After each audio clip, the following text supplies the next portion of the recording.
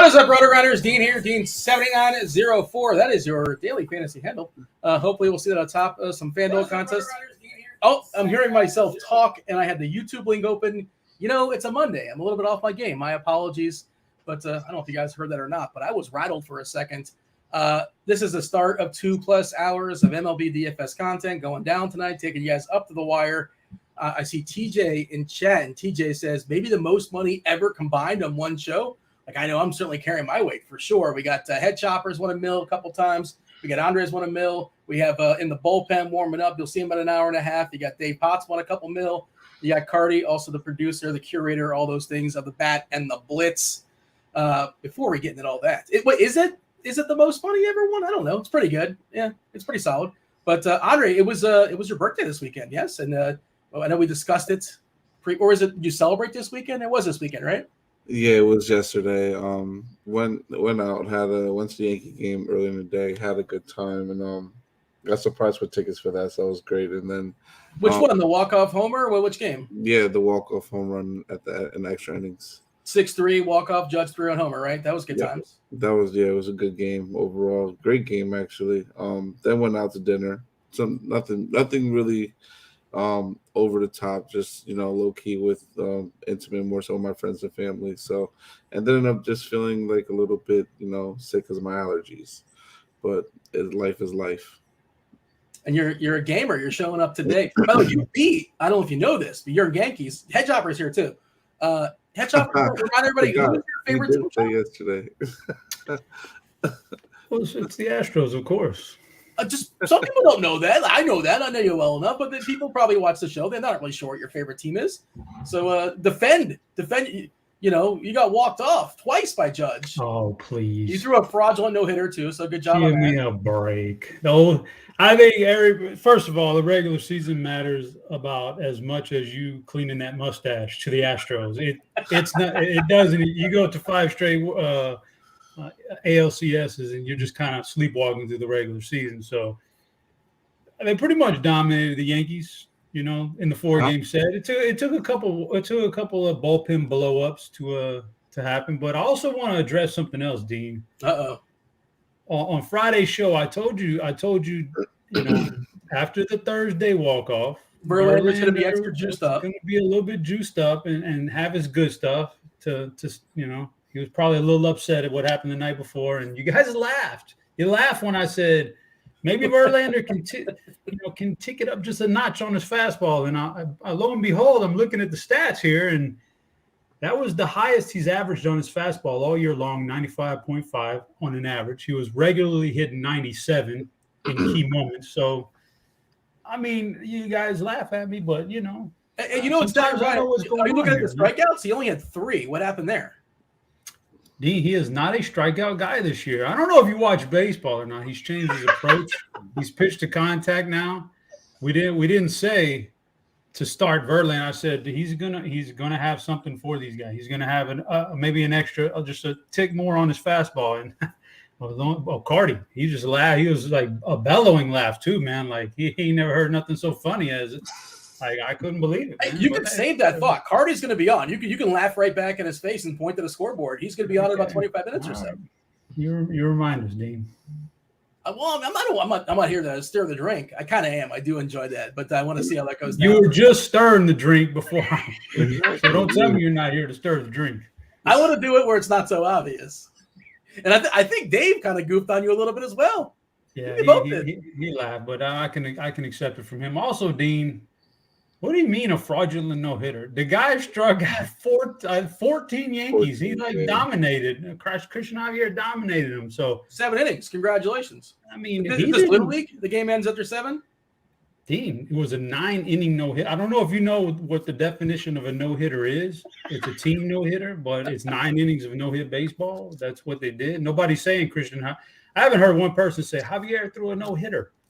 No, it's the Astros. Part of a combined no-hitter. That's the second. Combined no-hitter. Nobody's saying Javier threw a no-hitter. No, this is.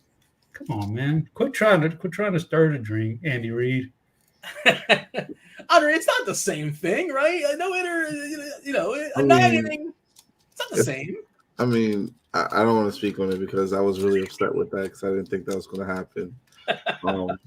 And then it led into the next day too, Sunday, if I'm correct, until like late in the game. So I was kind of upset at first, but then seeing what DJ did to tie the game up at the bottom of the 8th really got me hyped. So I was happy with that, and then actually hitting the solo home run too as well. Yeah, they went about 15, 16 innings or so in a row if you combine both games without getting a hit. But awesome game to attend. I think that's the second homer that I can remember this year that Judge has walked off at home in Yankee Stadium, extra inning. Well, obviously, that's how that works. And 28, 29 in the season or so, something like that. Probably the front runner for MVP right now, I suppose. Probably most likely. Timing his free agency just right. He's going to get paid. Going to be 31, so I don't know how much money. I mean, he's going to get a lot. He'll be fine. He'll do all right. I didn't see what the results of his arbitration case were, but yeah. What's that? 19 million this year with incentives. Did he win? I don't know. What were they fighting? 17-21. They split. They just settled. They both settled. They didn't want to drag it out. So yeah, I mean, that's just how those typically go. Tonight's MLB DFS slate 9-gamer. We have a Dodger team that's almost a 7 total in Coors Field. They are coming off of a late game on a Sunday night. If you want to make that argument, I've heard people make the argument. First game in Coors is a little bit tricky. Dealing with adjusting to the altitude, that kind of thing. And also they played really late last night too. If you want to make that argument, but it's very, very clear they're the best offense. Do you have a specific stance? That's kind of what dictates the slate, I think, Andre. And pitchers, there's nobody that's amazing. And DK, go ahead. Oh, sorry, I didn't know you were saying. Go ahead. Oh, no worries. But I Dodgers are just by far the best stack. It's kind of hard to just avoid them, honestly. I'm trying to, but the more and more I look at it, there's a couple of teams I do like, but the Dodgers are definitely one of my favorite teams overall. Pitching wise, it's just a little bit. Pitching wise today, it's just something that you have to really think about. Do you want I'm playing specifically more on FanDuel today, so you got Gausman, you got Montgomery, Kirby as to me the top 3 options I want to go with. But these other guys in tournaments are good, like Adam Wainwright. I could use probably a little bit of maybe if I want to take a shot at, or Pablo Lopez, and then also you obviously got Lucas Giolito as well. Those that's pretty much my pitching pool today, and it's kind of tricky who you want to go with because I think that's really going to determine today. And I don't even honestly, I don't even know if a stack is going to determine who wins. Obviously, the stack's going to determine who wins because they're going with the scoring wise. But getting the right pitcher is going to be the one that is going to play a big part of it today. Obviously, I think the most popular guy should be Jordan Montgomery overall, just because of his matchup. But from what we've seen here on FanDuel, we got Lucas Giolito coming in a little bit as popular, just as owned as Jordan Montgomery. So it's tough today to see. Just got to figure out, I guess, who you want to take a stand on and go and ride with that from there, I feel. Yeah, FanDuel specific, it's basically Giolito and Montgomery are splitting it as of right now as far as their ownership, 18 and a hook as far as their ownership. Then Kirby at 11%, Gausman at 10, Wainwright at 8. But Chop, are you sitting down? You're sitting down, right, Chopper? I'm down. You know who's not playing today for the Marlins? No. Yeah. Is he out of the lineup? I don't know why, but yeah, he's not playing. Your boy Jazz. Wainwright too. Yeah, so slight bump. Slight bump to Waino. That's what made me add it back into the pool. Yeah, I'm not sure what's going on. I think he left the game not too long ago with a back, if I'm not mistaken, but it's weird otherwise that he wouldn't be playing. We have a couple pitchers, especially Giolito, who's got this great name brand, but who's been an absolute disaster of late, giving up a lot of power to and facing two of the best hitters in all of baseball. The rest of that lineup is pretty weak, obviously, with the Angels. But you're all getting a discount as far as the price, too. 8K on FanDuel, 8.3 on DK. He's a guy that's been, in the 10Ks. Gausman started out incredible. He's kind of fallen back as well. And then the thing that I agree with Montgomery, and I think the double barrel on DK, that's probably the wrong term to use, but Kirby and Montgomery seems like a pretty clear pairing to me. And then you can be different, if you want to go shoot for upside to get the right game of Gausman. Giolito, is like his old self again all of a sudden. But Chop, I don't love the idea of rostering a 30% Montgomery. the chalk pitcher probably shouldn't have a K percent of 18%. This is kind of my issue. I understand why. He's cheap. The matchup is great. There's some win equity, but Montgomery just doesn't strike anybody out. I don't know about the 30%. Oh, I guess on DraftKings. On DK, yeah. Okay. Well, I get it, but there's only 9 games, so and half the pitchers, there's just no chance you're going to roster. There's a Coors Field game. There's 2 of them off the board, so there's just not that many options. So I understand it. And Jordan Montgomery I got him number 1 on my list today too. So I like him quite a bit. Like you say, he's not a big K guy, but here's the but, Dean, is we're facing Oakland, and just the sheer bad lineup should maybe get him an extra few outs into this game. He's been working 6 innings, 7 innings, so he can get some innings already. So what if he goes an extra inning or so? Maybe that gets him an extra K. Like we're splitting hairs here, but like just the matchup itself should get him. I think projected at the top here with the rest of with the guys that are on this slate, which aren't that good.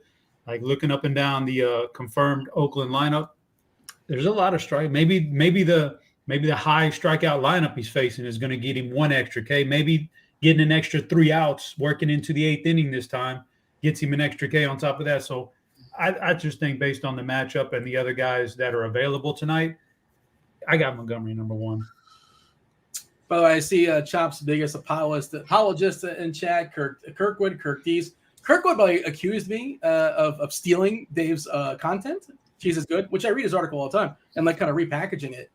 I'll have you know that I was in the morning grind last night, so he can't accuse me of stealing. I said it first, everything. If anybody's stealing anything, people heard the morning grind and they go, "Oh wow, I never heard of that Kirby guy, but he's pretty good. Wow, look how cheap he is on DK." They just kind of goofed as far as that price. I don't understand what's going on there. Nice matchup against Baltimore. Baltimore not as bad as you might think they are, but they're still a subpar, below average offense this season. 30% ownership there, Andre. Like again, Montgomery's 8K, Kirby 7.1. You can spend up on Gausman, spend up on Giolito, and I get all that. And I think Giolito's getting spit out in optimals. So I just don't know what to do with that. I have no idea how to handle him. And I think it's probably one of those deals. You're playing 150, you play both sides of it. Oh, Chris Bryant's playing today, right? Is he back playing baseball? Is that what I'm saying? Yeah, that's what I'm assuming. So that's what it says. Does he have a goofy price? Like sometimes they just sort of forget. I wonder if he's like really cheap. I'm about to find out right now. He's 4-2 on DK against Anderson. 3-6 on Fanduel. 3-6? Yep. Okay. That seems. I mean, if he was who he's supposed to be, that's probably a little bit too cheap for both sides. Okay. I agree with that. Interesting. But yeah, what are your thoughts as far as Kirby, Andre? Like his Ks are good, 23% or so. His walks are insane, especially for a rookie. 3% walks. That's awesome. Baltimore's not a patient team either, so he can be very efficient, go like possibly 7 in this game. Is he your favorite guy to pair with Montgomery, or is it somebody else? He's my favorite guy overall. I think next to Montgomery, probably above Montgomery in tournaments, just because of the ownership. If he's $200 cheaper on FanDuel than Montgomery, coming in at only 11% compared to 18%. So I have a feeling the number's going to move and jump higher since they're around the same price. And like it's Baltimore. Like he faced Baltimore earlier this year and had how many strikeouts? I know he put up 52 FanDuel points, but he had 8 strikeouts against Baltimore earlier in the year. I know we don't like to look at stats like that, but obviously he's a talented young pitcher with the strikeout upside being there. So I think honestly taking a shot and being overweight on him is the right move to do. I definitely will be.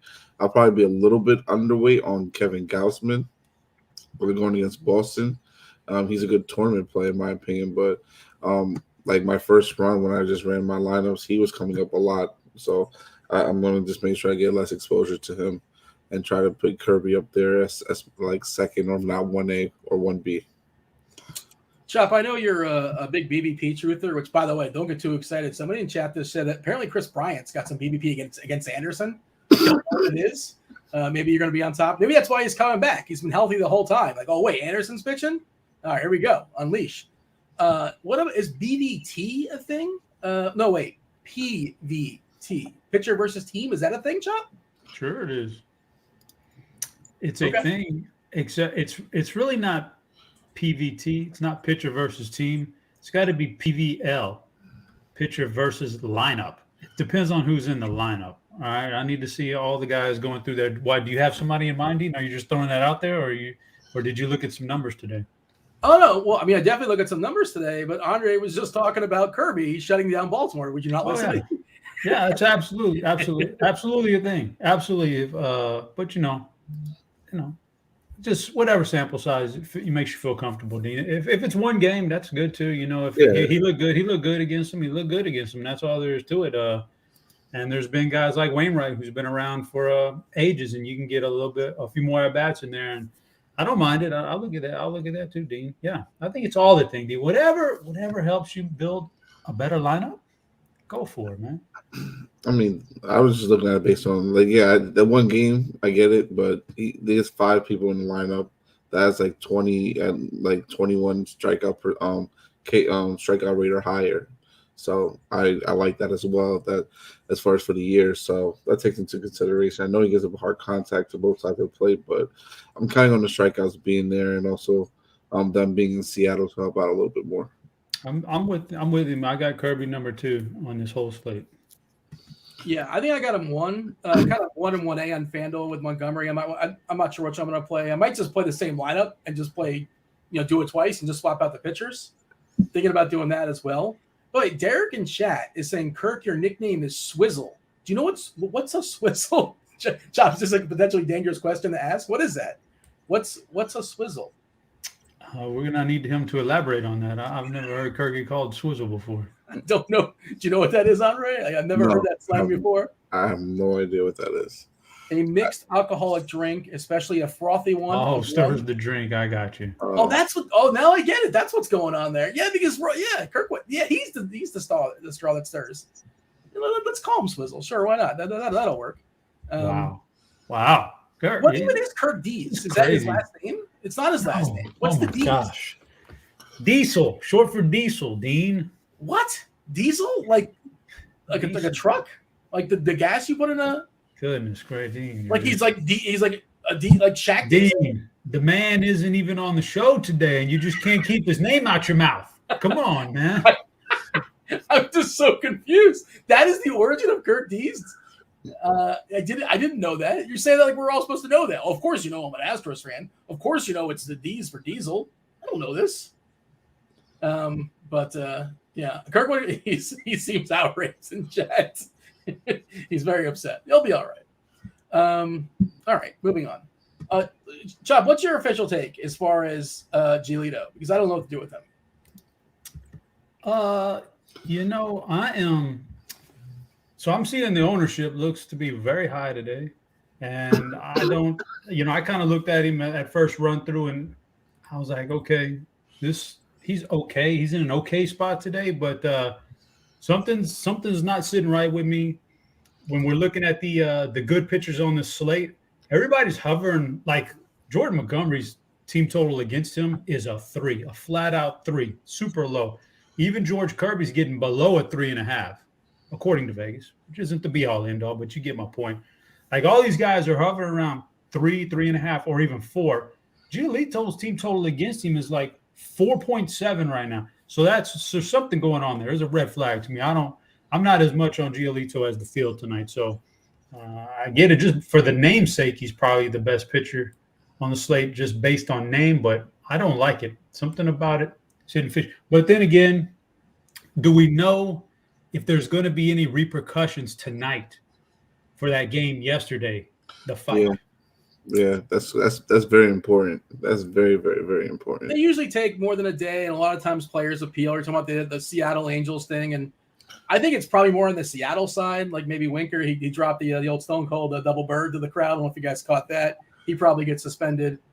Who would be suspended for the Angels? Maybe the guy that was throwing the pitcher. I mean, I would imagine there's going to be several guys in there who are going to. That was a melee, dude. That was a melee.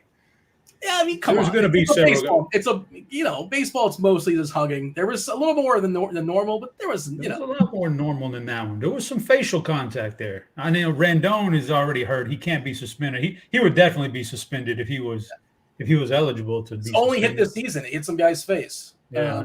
But yeah. I don't know. I don't know what if they were to drop some hammers on that by tonight, then it'd be one thing. But if we're going to get full lineups and we know the Angels are going to be fully loaded, normal tonight, Giolito's there's something about him. It's kind of a red flag for me. Andre, your thought? Yeah, it's just he's given up 9 homers his last 5 games. On the season, he's given up too many home runs. He's just not been the guy you necessarily want. Kind of reverse splitsy too, which makes I got Trout a little bit ahead of Ohtani tonight. Yeah, the pitcher might get suspended for the Angels, but I don't. It's just some run of the mill guy that I don't remember the guy's name. Like that doesn't really matter for our purposes. I see somebody Matt in chat talking about it. But Andre, yeah, give me your take as far as Giolito, and I'm surprised he's getting the ownership he's getting, to be honest. Yeah, honestly, like it's concerning.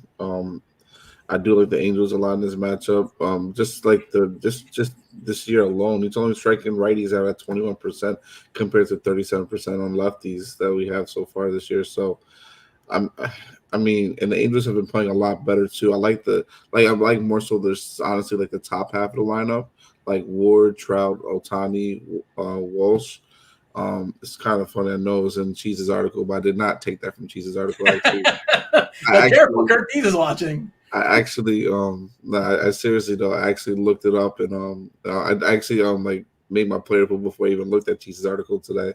I used it just for reference, but I was like, yeah, I guess we're on the same page because the top half of that lineup is in a great spot, in a great position. I even don't mind taking the shot with Stassi if he's in the lineup today too, and making it a 5-man if you want to use that on DK today. But yeah, I think honestly I'm going to have some Angels in my lineup today.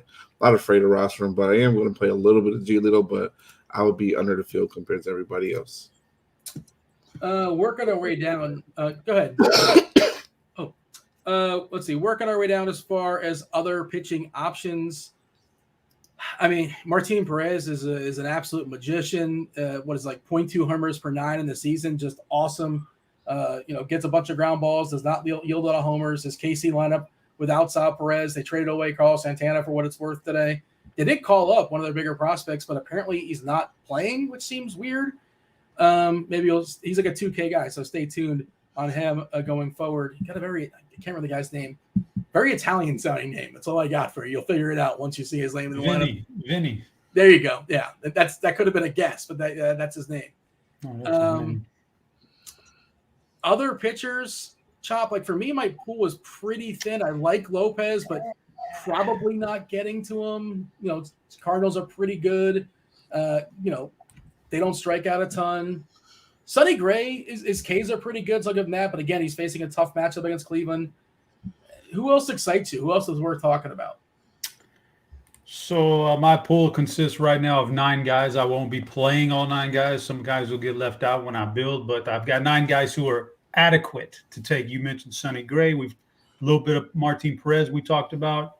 In passing, you just mentioned Pablo Lopez, who I think is not bad, not the worst thing out there. Pablo. Gausman, I don't know if we talked about him much. I don't mind Gausman. Boston is a hit or miss kind of team. Sometimes they're just really not that good. But the one guy we haven't talked about and we wouldn't have talked about if I don't bring him up, who I think there's potential tonight for him, Dean, that's Tyler Wells. Okay. I don't know. I was kind of thinking earlier in the day, well, maybe we get a little bit of,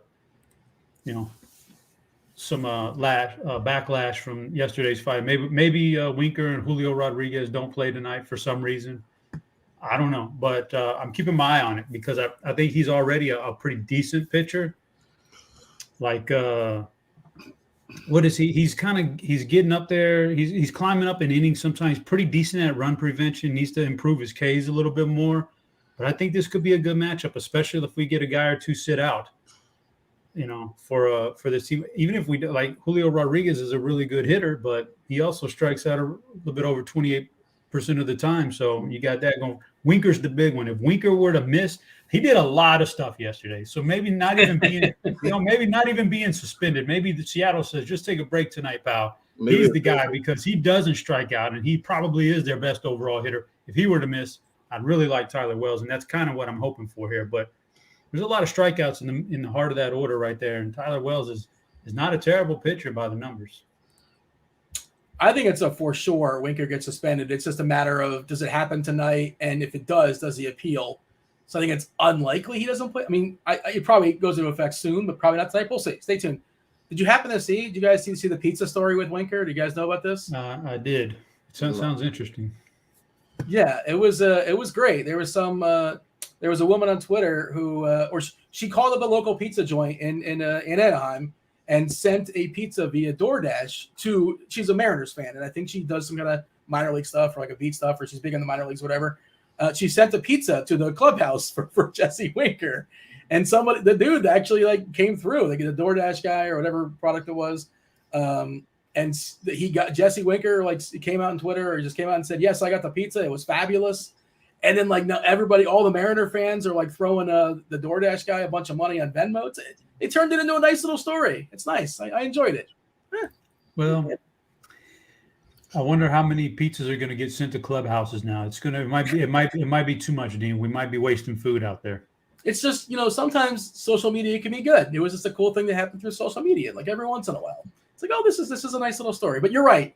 People are going to start sending all sorts of things to clubhouses. And I don't even know how you get to the clubhouse and just drop off a pizza. I didn't realize that's that easy. But I guess you show the receipt and say, here, I got this for Jesse Winker. And he didn't order it. Somebody has ordered for him. But have it delivered the whatever. There you go. Good stuff. Find that on Twitter. It went viral. Trammell's another guy you want to see in there, too. You're talking about, potential strikeouts for Wells. I think I like Bubic more if I'm going down that low chop on DK, and maybe just go all the way down and, talk about the 4K cheapie for Boston, who comes with some pedigree. Obviously, he can get his face fully punched in against Toronto, which is not the safest of landing spots. First game starting this year in the majors. He had a cup of coffee last year.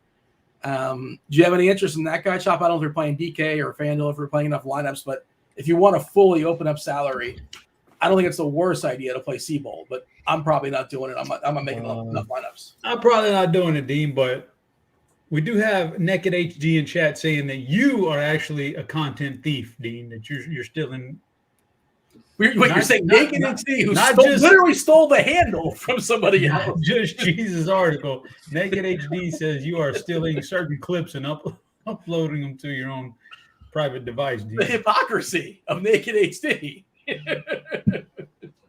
I don't know. Andre, your favorite cheapies, have you got to scrape that barrel as far as pitchers? I probably no one, honestly. Honestly, the lowest I would go, honestly, is Wells, that which Chop mentioned. And I don't mind that probably at all, actually. So that'd be probably the lowest I would go. We got TJ Zwarich in chat, and he's just throwing it in our faces, just telling how bad I am at collecting likes. Barely 10% of the people that are watching right now have hit the like button. Kindly, for my ego, really, I'm very sensitive. Do it, the like button. Smash it, caress it, whatever you do. Turn that thumb up. We'll appreciate that. If you want, turn on the notifications. That's also good to know, because then, you'll know when we go live. We're talking some baseball, football, obviously around the corner, all the sports. So yeah, subscribe to the YouTube channel, hit the like button, do all the things. Other things, anything else that's worth note as far as pitchers, Chops? We just give the summary, talk about some stacks, see what else is in the chat's mind. I think we covered everybody relevant. My summary would be that there's about 9 playable guys. I don't know if you want to go that many guys, even in multi-entry, but 9 playable guys or so. Nobody stands out. Montgomery and Kirby are the clear-cut 1 and 2 for me. A bunch of guys in the middle. And don't be scared to save a little money, maybe saving a little money. And there is no dominating performance out of a pitcher tonight. And you got a cheap one in there that misses out on the optimal by 5 or 6 points, but you save so much money that you're in good shape. So that's kind of my summary of pitching. And Dean, I think we should do a thing where, like, if we get 400 likes today, you dye your mustache on air. Well, I don't think it's going to change colors instantly. There'd be no it does. variation to that. It goes like that, man. Changes. Well, no, I don't think it works that way. It does work that way. Dang, it does. What kind of experience do you have with hair dye? I tried to do my goatee before, man, but Did it work or no? Yeah, it turns it like jet black in 30 seconds, and I'm like, oh, that's terrible. What was the product name? Because I tried it once years ago, and it just didn't take. I don't know if I wasn't applying it correctly, but I couldn't follow the directions.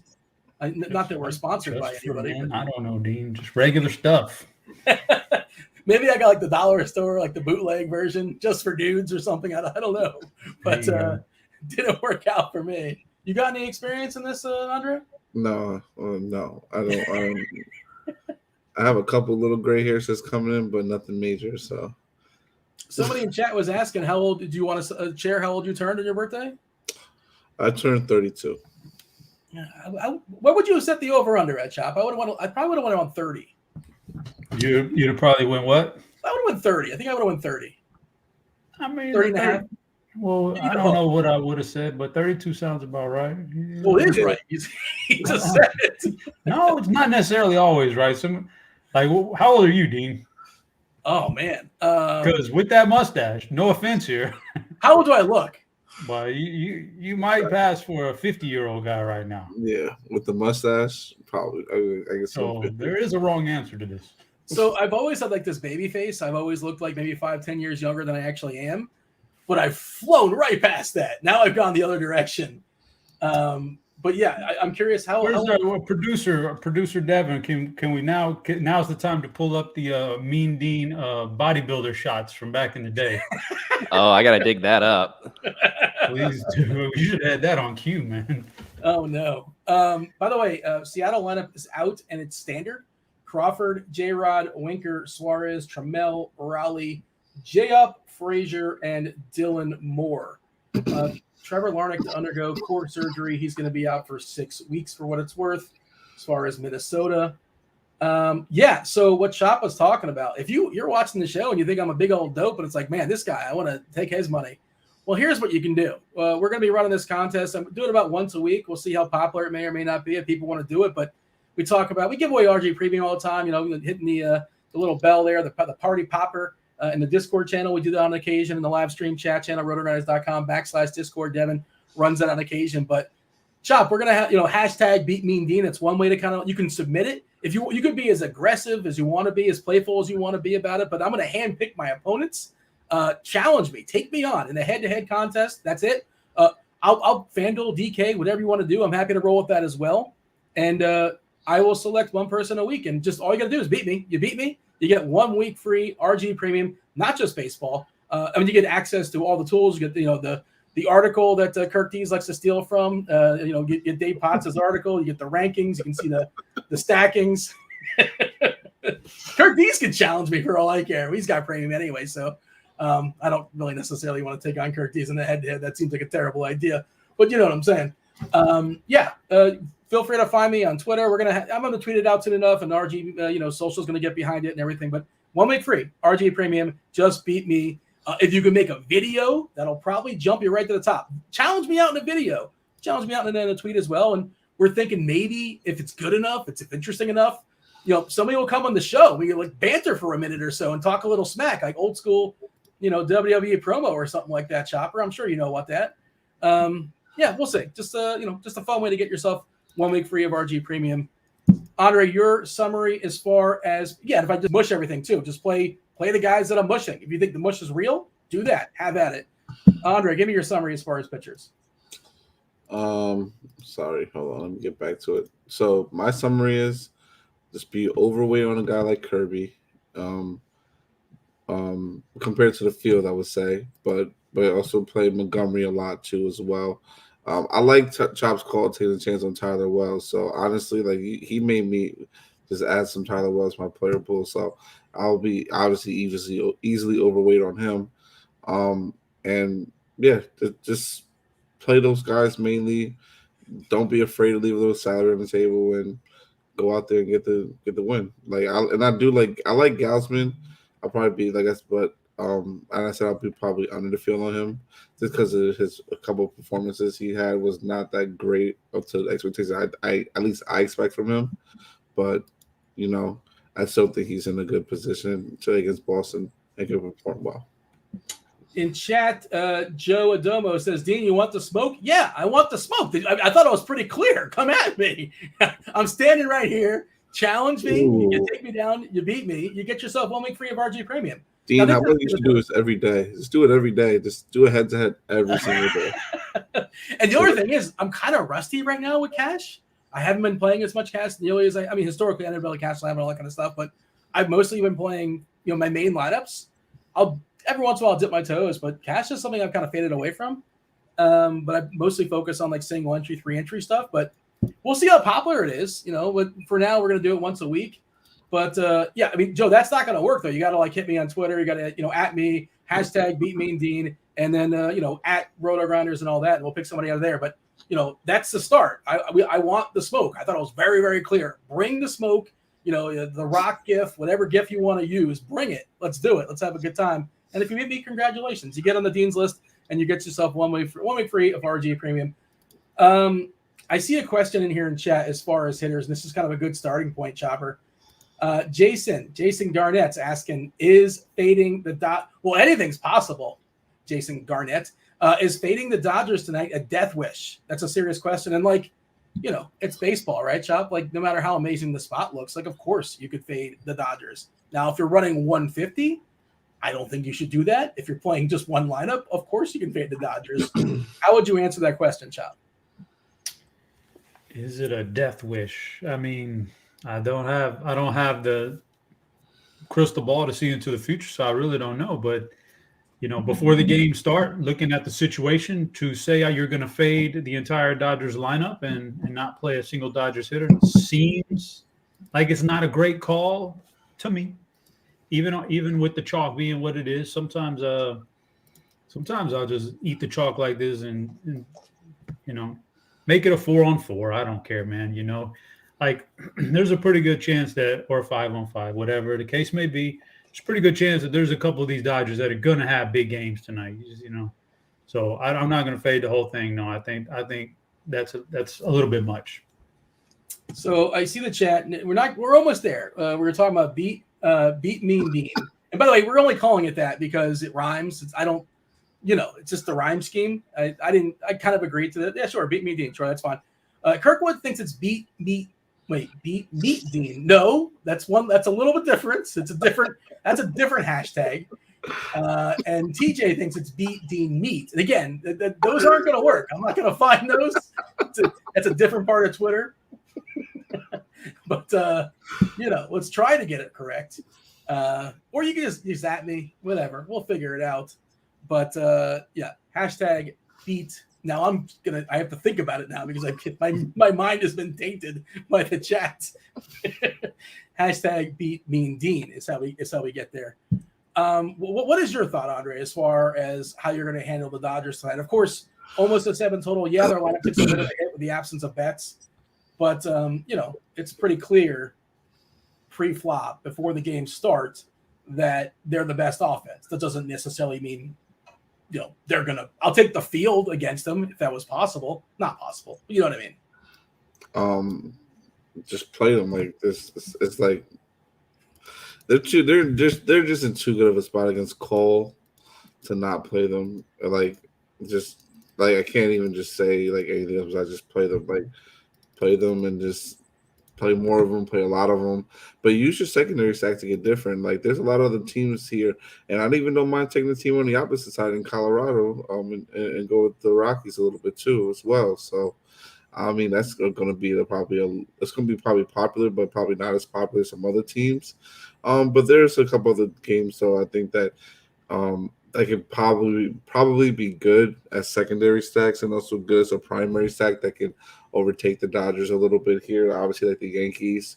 So you have to make a choice. And then there's one game in particular that I'm noticing I'm really, really high on both sides of it, and just might play a lot of that too as well. By the way, Chop, I don't know if you took a second to see what Chris Bryant's BVP is against Anderson. I know that's your wheelhouse. I don't mean to step on your turf. I'll try to stay off your lawn. But 4 homers and 18 plate appearances versus Anderson. 6 hits in total, all extra base variety.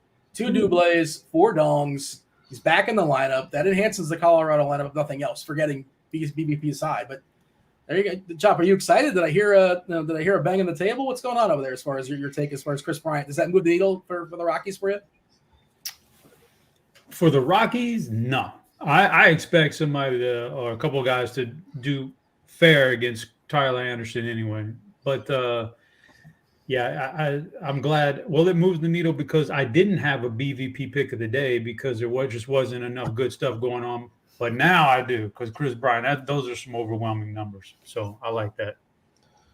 Chop, did you see Hoosiers hang banners question in chat? I did not. Kirk D's just like retweeted it in chat. That was such a thing. He just copied it and pasted it. He plagiarized the chat comment, by the way. Speaking of plagiarizing. Golly, Dean, you leave that man alone. Chop, can you speak to that? Is there anything you can say in regards to there's been allegations about a previous employment you've had? I was never the Cologne guy in a strip club, Dean. There's no shame in it for the record. There's absolutely no shame. Those guys need jobs too. But do you tip the guy? Did you tip the Cologne guy? Sure, first of all, I haven't been to one of those establishments in many years. I mean, a club in general, just a general club. The bathroom attendant. You generally give him $1? Yeah, absolutely. When I frequented those establishments, absolutely, you got to give them. The guys need to make some money, Dean. Yeah, of course. Yeah. But I know guys like you don't tip. I know that.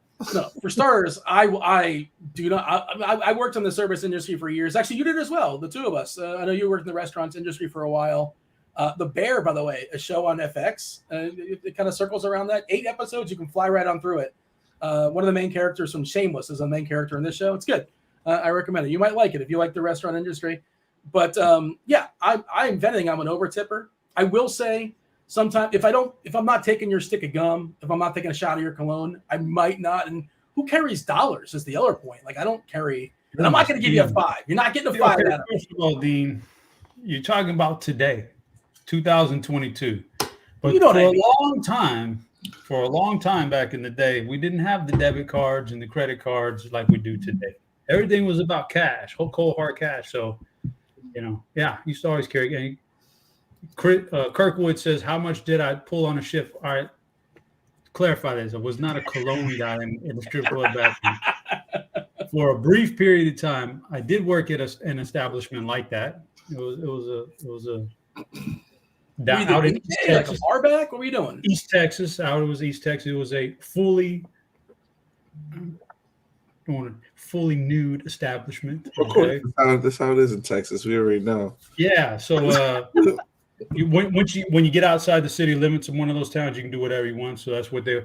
So I was technically I was like the muscle man. I was like a doorman. And you're not gonna believe this, Dean. You're the muscle?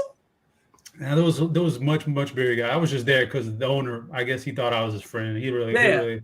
So, but you know what I got? You know what I got paid, Dean, per night? $25. $25, man. That's crazy, but it was fun, man. What were the hours? Like I was 10 in college. You go in about 10 or so, and by the time you're done, it's like 2:33 in the morning. Not a big deal. Fun, were there any perks that are non-monetary? Oh yeah. It was one of those things where it was like the VIP room was like in the back corner, and it was just some sheets hung up in the corner to like separate you from the other. It was rowdy time, man. We had some good times back there. I have some follow-up questions we'll take off air. I'm curious. I feel like this is an interesting part of your life at some point. Andre, where are we? How do we segue out of this? What were we talking about? I don't recall now. We were talking about the Dodgers. We're talking about just stacks, but I mean, you can throw stacks of money in the strip club too. Let's go. About tipping. Yeah. I'm gonna tip that guy. If I take your gum, but there's always, and also the guy that's super ambitious to give me like a towel. All right, but if I have $1, I'm happy to give you $1. I'm not gonna give you a 5 or 10. It's just not happening. I respect the hustle, but it's not happening. The problem is, Chop, and you know this. Problem is, a lot of guys counter this by not washing their hands. They just walk by and don't wash their hands, and that's the worst. Don't be that guy. Chop, you know this guy. Yeah, you don't want to not wash your hands. Yeah, gotcha. You've seen that in the bathroom. He's like, oh, they're just going to fly right by that. I don't want it. I'm good. I'm just going to keep going. And then that's how. Yeah. Yeah, I've seen that happen before. All right. Andre, give me some of your favorite stacks tonight.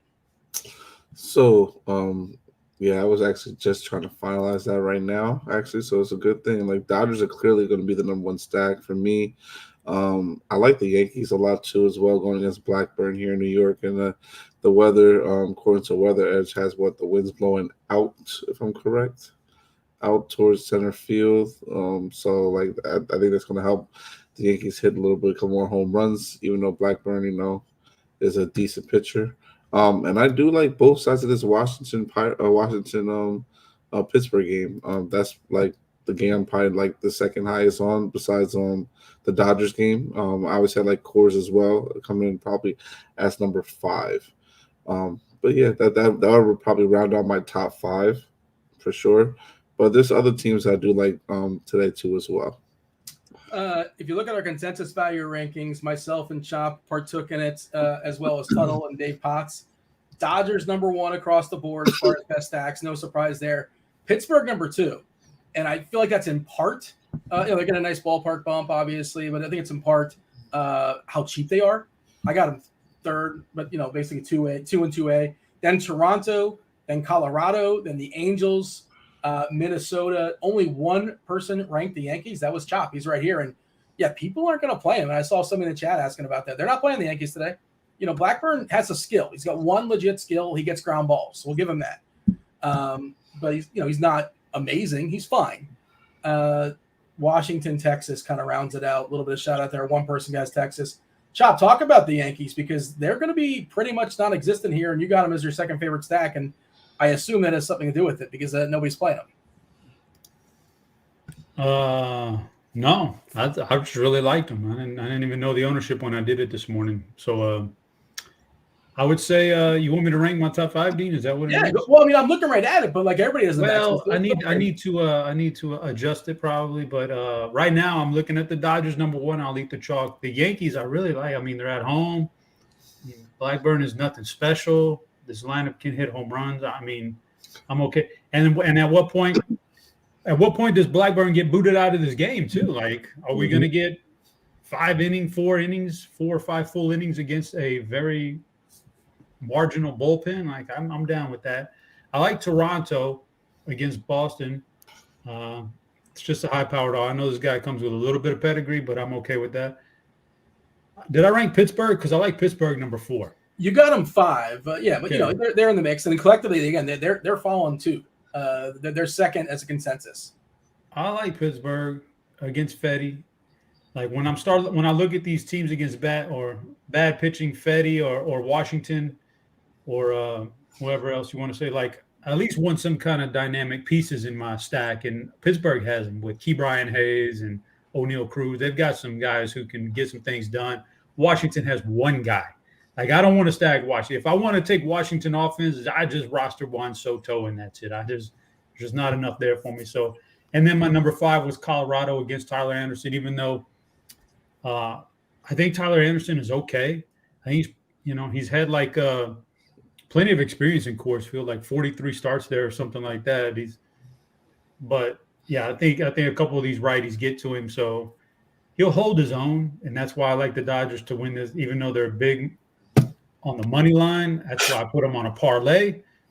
I still think the Dodgers walk away because I think Tyler Anderson can hold his own just enough, but a couple of these guys will get to him. So maybe a Crone or Chris Bryant. So I got Colorado number 5. You mentioned Soto, 14 homers in the season and just 31 RBIs. Just an indictment on how bad that team is. Just, they're tough to stack, right? And if I do, it's probably with a little mini style, but I'm with you as well. Soto feels better as a one-off. Like, of course, they can get going. In theory, they're not facing anybody they were necessarily concerned about, but and they do have a team total above 5, so maybe Washington a little more appealing. Washington is very sneaky. That I'm already high on them. I'm high on that game as a whole, but I like everything about Washington. Like, there's not a single batter that I don't like in that lineup today. Yeah, I mean that game is the second highest total on the board as a game. We have the Toronto-Boston game at 9.5 as well. They're both 9.5. Of course, the Coors game is at 11.5. Toronto team total-wise getting a bigger number, bigger chunk of that pie against Boston. Toronto almost at 5.5 versus Seabold.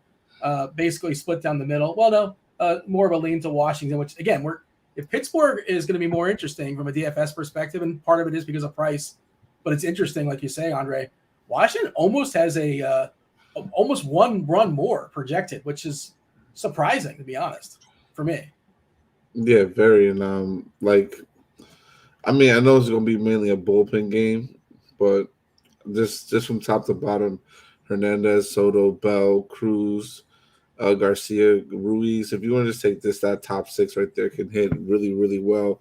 But I even do like getting to some Hernandez and Franco at the back end, and even a little bit of Lane Thomas, which is the whole order. But I wasn't expecting to like Lane Thomas honestly as much today, but I do. I don't mind it at all. So I think that this can. I think this stack has definitely a chance to go off. I think they can put up a lot of runs in the first inning too. And potentially make this to a point where they that's how I see this playing out is the weather's good there, hitting weather's good there. And obviously it shows it with the weather edge as far as like their home runs and the runs being plus and the ERA being a negative more so.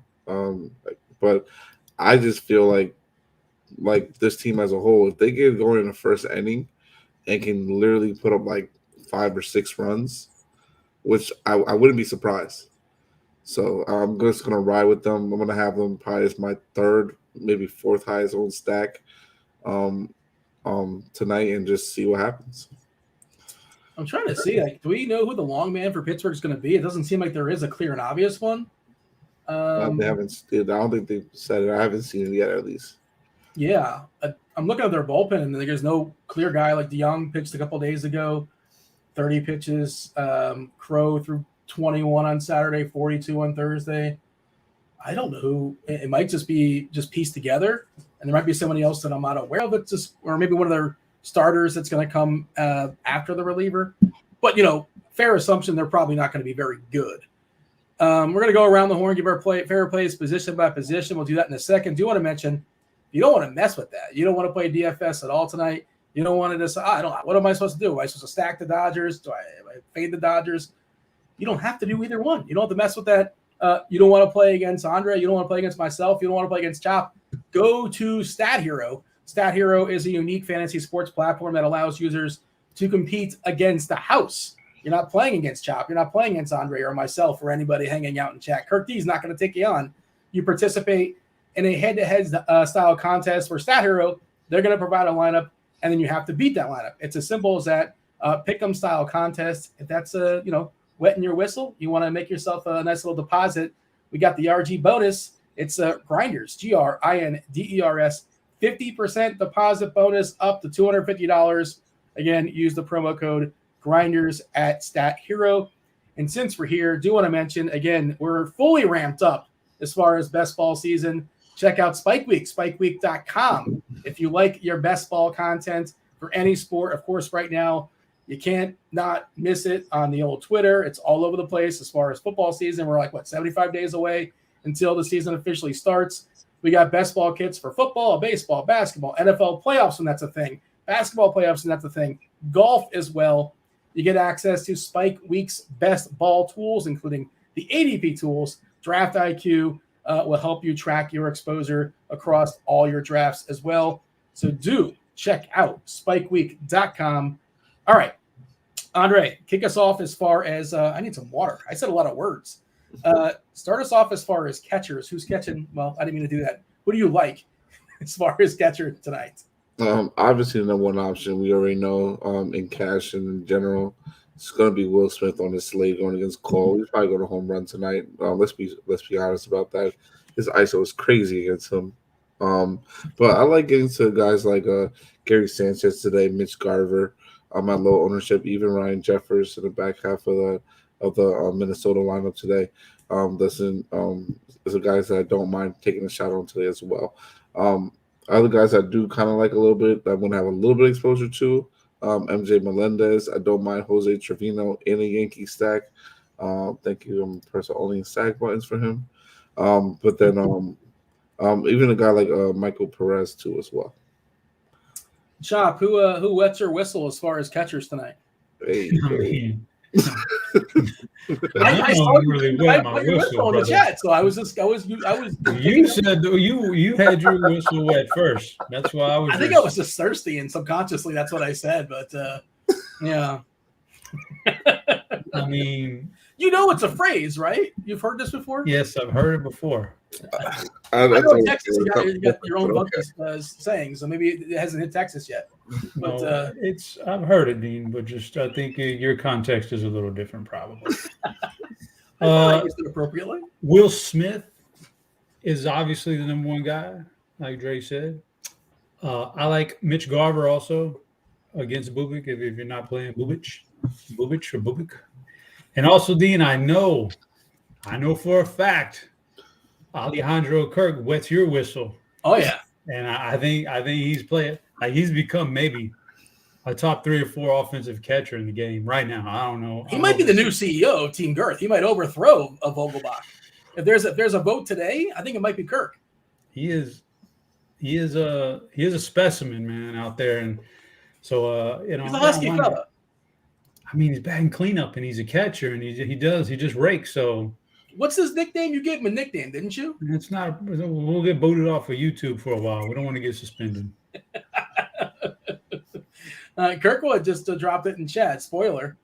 I don't. Who takes responsibility for that? Yourself, or is that a joint effort? No, there was another guy that we associate with that was not happy with Kirk's performance one night, so he gave him that nickname. Yeah, I mean, it's baseball. Everybody's gonna have a bad game. That's just how it goes. We do have the Angels lineup, by the way. Ward leading off, then Trout, Ohtani, McKinnon is getting the cleanup spot. Then Walsh, Rengifo, Stassi, Marsh, and Velasquez. White Sox, Anderson, Vaughn, Robert, Abreu, Pollock, Sheets, Zavala, Harrison, and Sosa. We're on stolen base alert. If you like betting stolen base props, Thor Syndergaard is taking the bump tonight. I believe he's got 18 stolen bases yielded this season, which is the most in all of baseball. Completely insane. So, presumably, assuming Anderson's groin is fine, assuming Robert's leg is fine, those guys get on base, they're going to go, and maybe even some other guys, just because stealing a base against Syndergaard is not the most, achievement unlocked. Pretty much everybody's done that in baseball at this point. Maybe even Vogelbach can get his first ever stolen base if he ever faces Syndergaard. Dean. Yes. Speaking of props. Yeah. I got to tell you my prize pick story from yesterday. Go for it. I had a $500 play on a 5-team prize pick for 5 Gs, right? It was 5 Gs. Yeah, if you hit all 5. Yeah. And I was rolling through them like Abreu got there early, and Buxton got there early, and McClanahan was rolling. I'm 3 of 3, and I'm like, dang. Oh, I had first one that hit was the under 0.5 runs in the Tampa first inning. So boom, I'm 4 of 4. Like, oh man, I'm going to hit this. I'm going to hit this for 5 Gs. This is easy money, right? Sure. The last one was the KC pitcher. What's his name yesterday?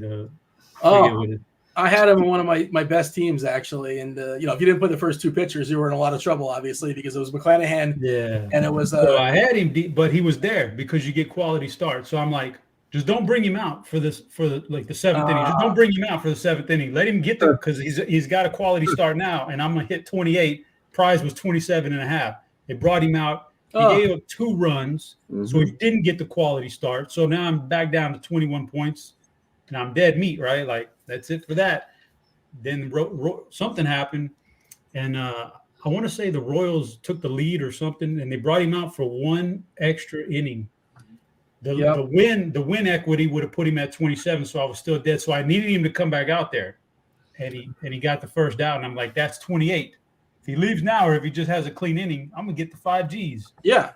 He gives up an infield single, and then they yank him out of the game, which is fine. I'd still be 20. I just didn't need that run from first to score. But the run from first scored with 2 outs in the inning, and down the drain, man. 4 out of 5 and missed it by like that much.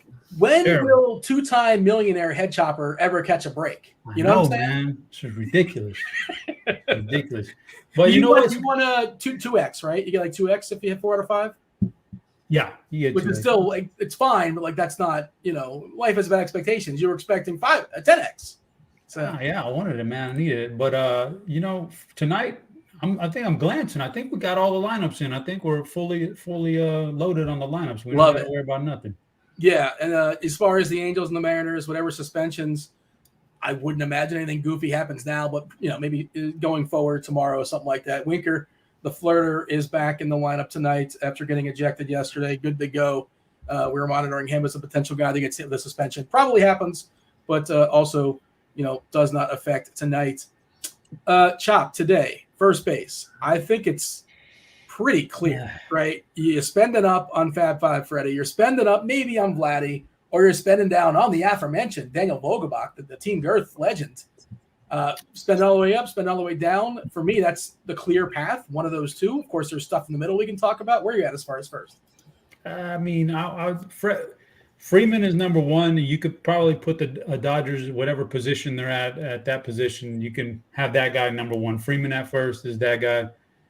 Vogelbach's a great salary saver. CJ Cron is a nice play. I like that one. And if you need to save a little money, I was just identifying guys who are a little bit cheaper. Jose Abreu against Syndergaard. I don't mind Jose Abreu. Where are you at, Andre, as far as first base? Are you in agreement with most of those guys? Yeah, Freddie Freeman, Cron, Connor, Joe. These guys I don't mind. Jose Abreu, obviously, as well. Jared Walsh, Justin Upton's a guy I like. DJ LeMahieu, Nathaniel Lowe, Lowe, however you want to pronounce it, him as well. That's pretty much it. Like, I like Vogelbach too. It's going to be probably low on, but I like him as well. And Josh Bell, I like him on the opposite side of that game. Dropping a couple of links in chat for the people if you all aren't aware about Scores and Odds. Get yourself their Scores and Odds, a premium product. RotoGrinders, kind of an offshoot, a sister brand, I suppose. It's premium. There are a lot of picks as far as gambling, player props, sides, totals, all that good stuff. But there are some free articles over there. And when I want to show, like some people took the time to write an article, I want to show some love. Keith Eister, you see him sometimes in this show. You see him sometimes on Crush Time. He wrote an article. Feel free to check that out as far as some player props. And Tim, Tasteful Tides also. So 2 free articles today on Scores and Odds. Going to go ahead and drop those in chat for the people. Hit the like button. Not for me and my delicate ego. Hit the like button for Tim for writing an article and for Keith for writing an article. And I also think TJ is lurking in chat, and he said 75 likes. We get the old Spidey Bum. So, if TJ is hanging out, I think that Spidey Bomb's coming in soon enough. I'm not sure if we're close to 75. Probably closing in. Maybe closing in a little bit more now that I mentioned it. Second base. Andre, what do you have for me? Max Muncie, obviously, the clear top play from at first base. I mean, at second base, and I do like him a lot. Gavin Lux as well. Marcus Semien, I do like taking a shot on him today too, as well as Cesar Hernandez, as I mentioned before, as well as Luis Garcia, and a guy like Josh Harrison. If you're gonna run the Chicago White Sox out there in stacks, I like him today, using him a little bit today. And if you do want to take some I kind of like Boston a little bit today. I'll probably since I'm playing like 75, I'll probably have like maybe 1 or 2 lines of Boston, but I like a little bit of Trevor Story as well. Yeah, so it's funny you mentioned Story because we talk about Thor as being the guy you can run against more than anybody else in all of baseball. He's number 1. I think number 2 is Sandy Alcantara, and number 3, as far as yielding stolen bases, is Gaussman. So probably a decent chance, a little bit of hidden upside for Story. You're not rostering him per se to steal a base. I think he's got 10 in the season, but a little hidden value if he gets a walk and he can go ahead and make a triple out of that as far as fantasy points, right? A double and a walk and a stolen base. That's 7 points, right? So that's a triple basically, more or less. I think. Is that correct? How's my UCF math, Chop? Go check my math. I wasn't paying attention to what you were saying. We hit 75, by the way. TJ in chat just dropped his Spidey Bomb. That will be Jared Walsh. Yeah, I love that call. Jared Walsh. Right on cue. We just talked about first baseman. Kenneth in chat saying I talk too much. I mean, I'm hosting the show and I'm just kind of like throwing it all around. I'll try to delegate. I'll try to use less words. Chop, second base, to be. Just a couple of similar guys. I had Simeon.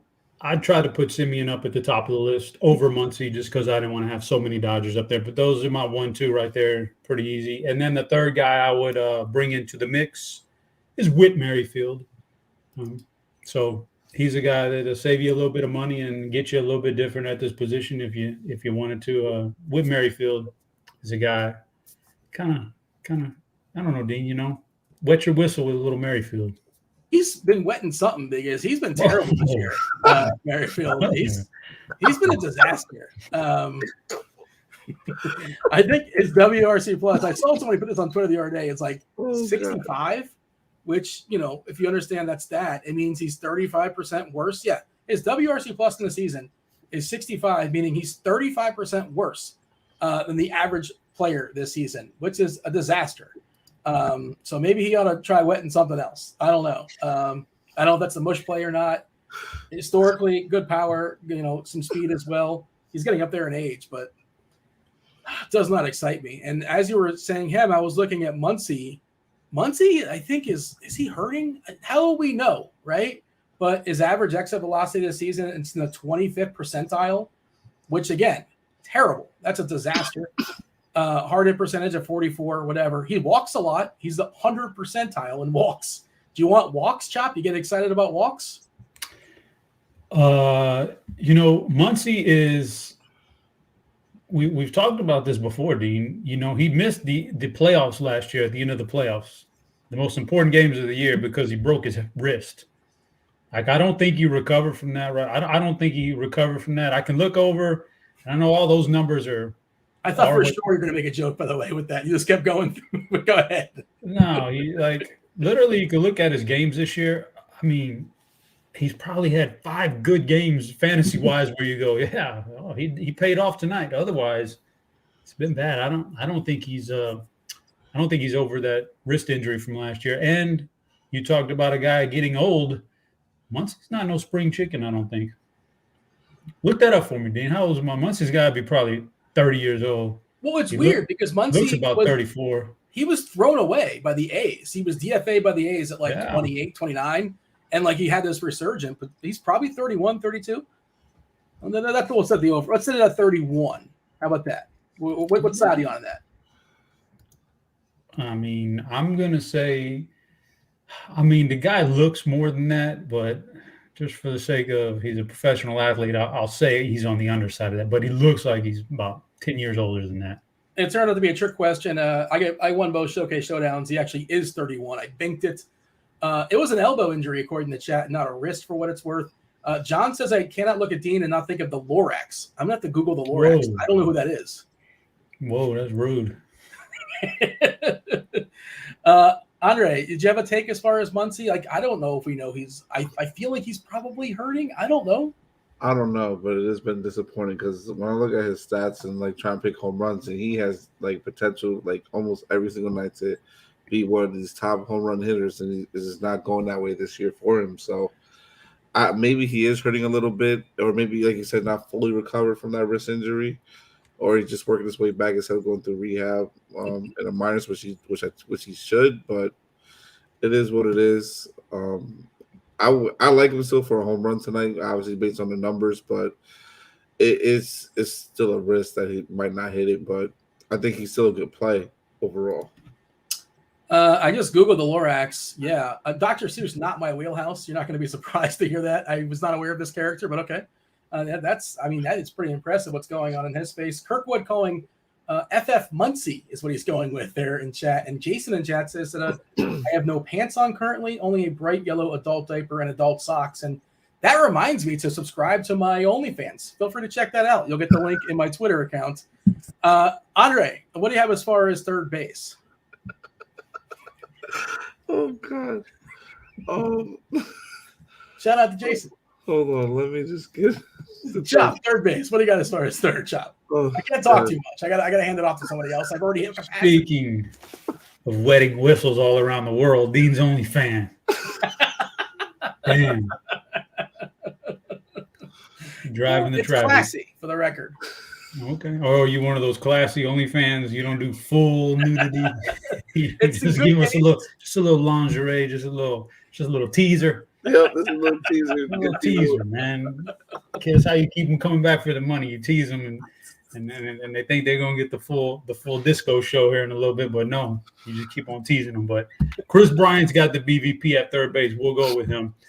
I had highlighted Josh Donaldson as my number one guy before found out Chris Bryant was in the lineup. I do like Josh Donaldson tonight, batting fifth. I mean, I guess it's a play on FanDuel, especially where he's only $2,600.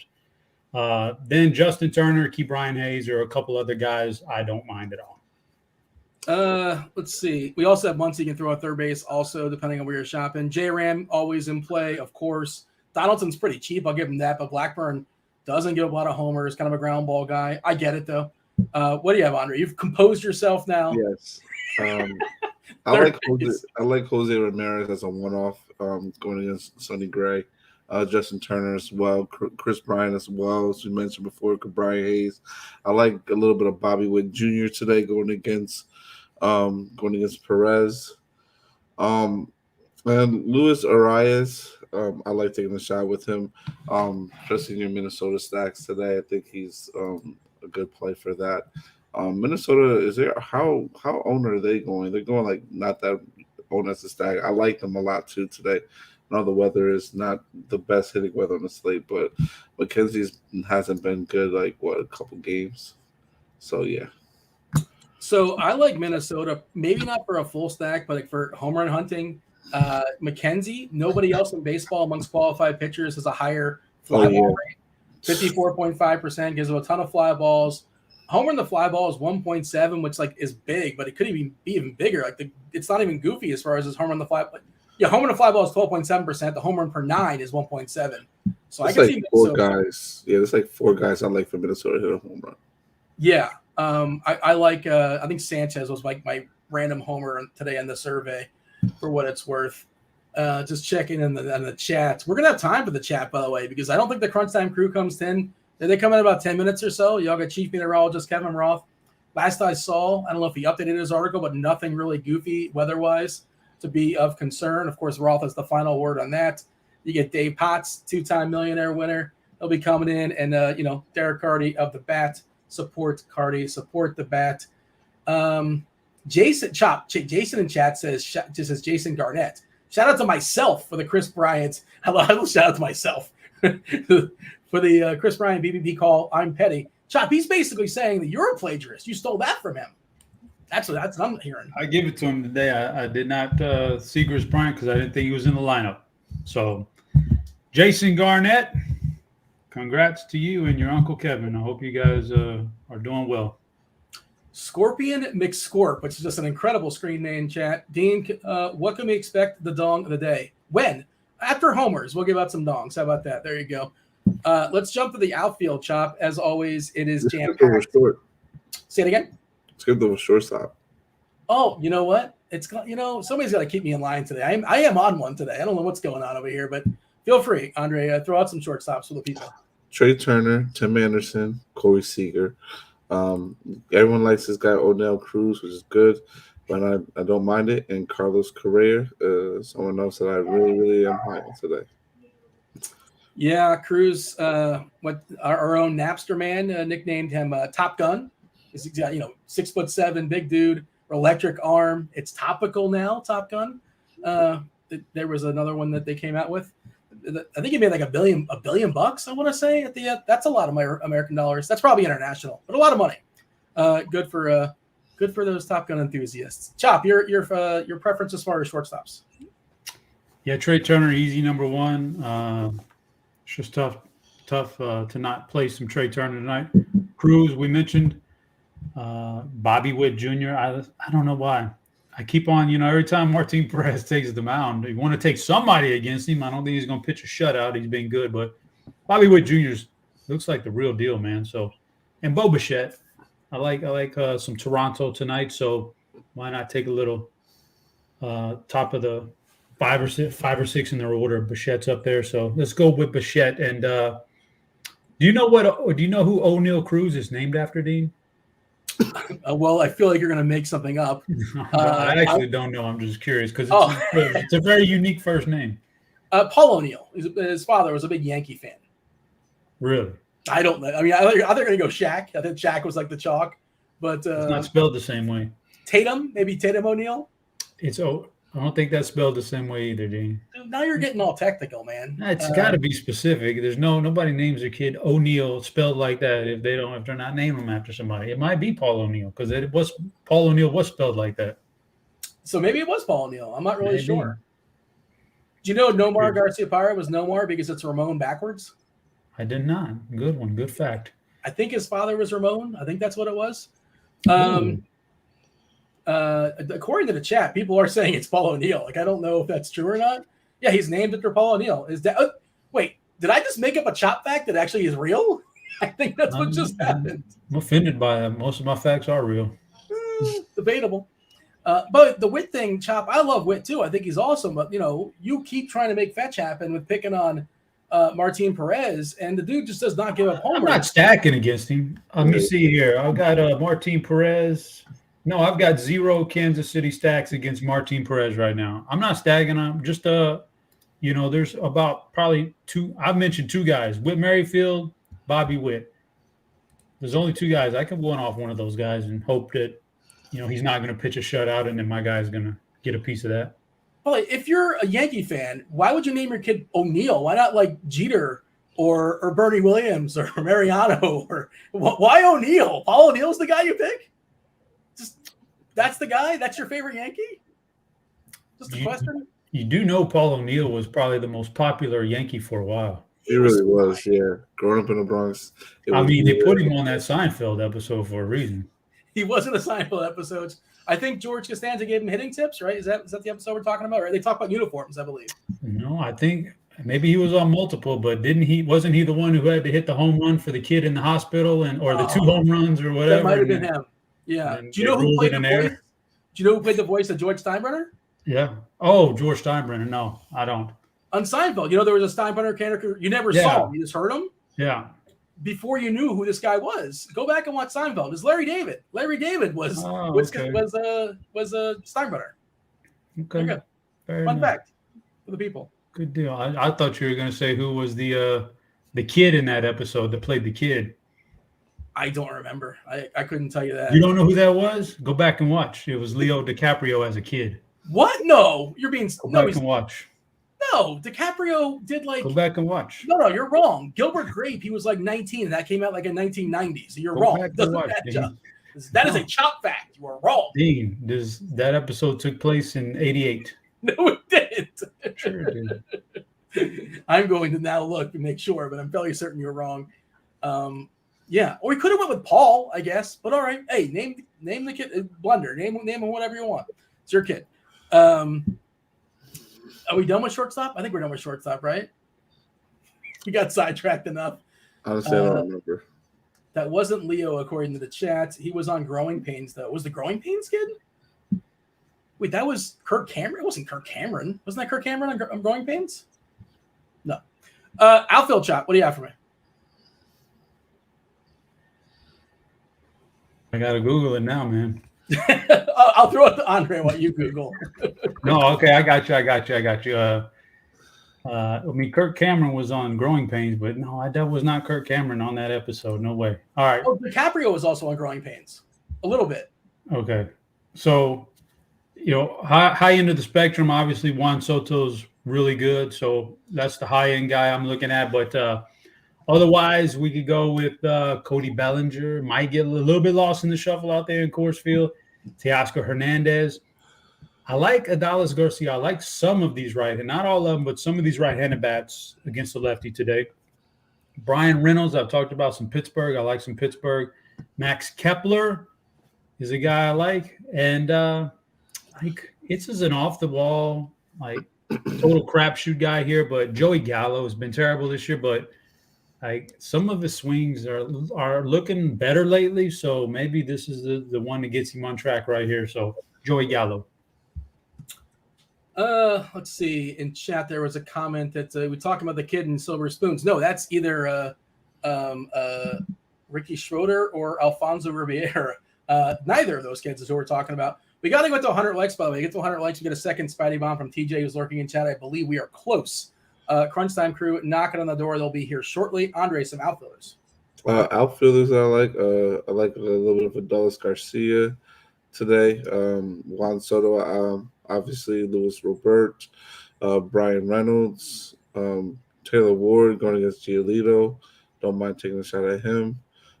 Max Kepler is someone I really am high on today. With those Minnesota guys and taking a stack against them.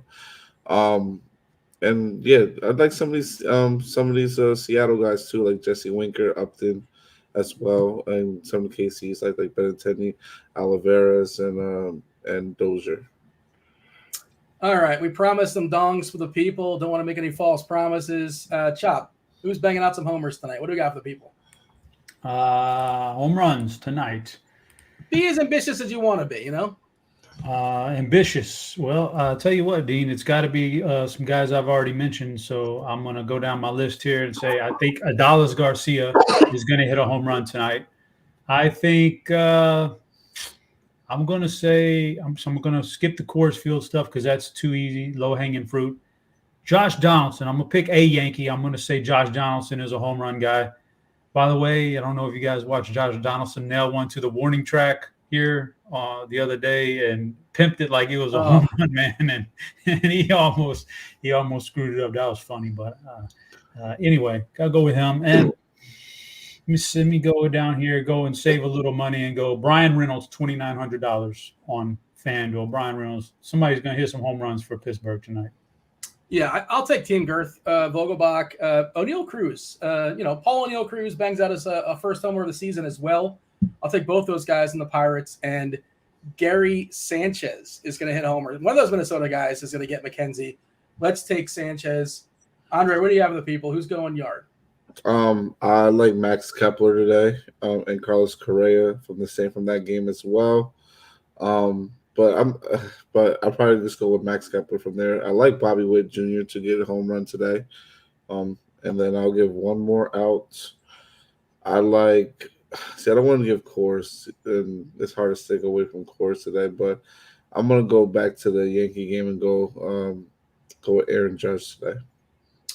Again, if you don't like my homer picks, you think I'm a big buffoon, you think I'm a complete dope, challenge me. Take me on. Bring it on. All you got to do is beat me, and you get free 1 week premium, RG premium, not just baseball, but all the sports. Every sport you can imagine that has DFS, with the exception of NASCAR, that is a la carte. Can't hook you up with that.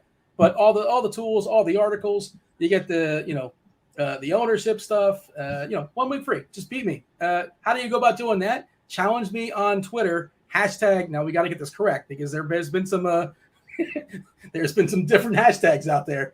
Hashtag beat mean Dean. And just tell me, and in so many words, make a video. You make a video, you're almost definitely going to play against me. And then you got like a 50-50 shot, in theory. It's a coin flip.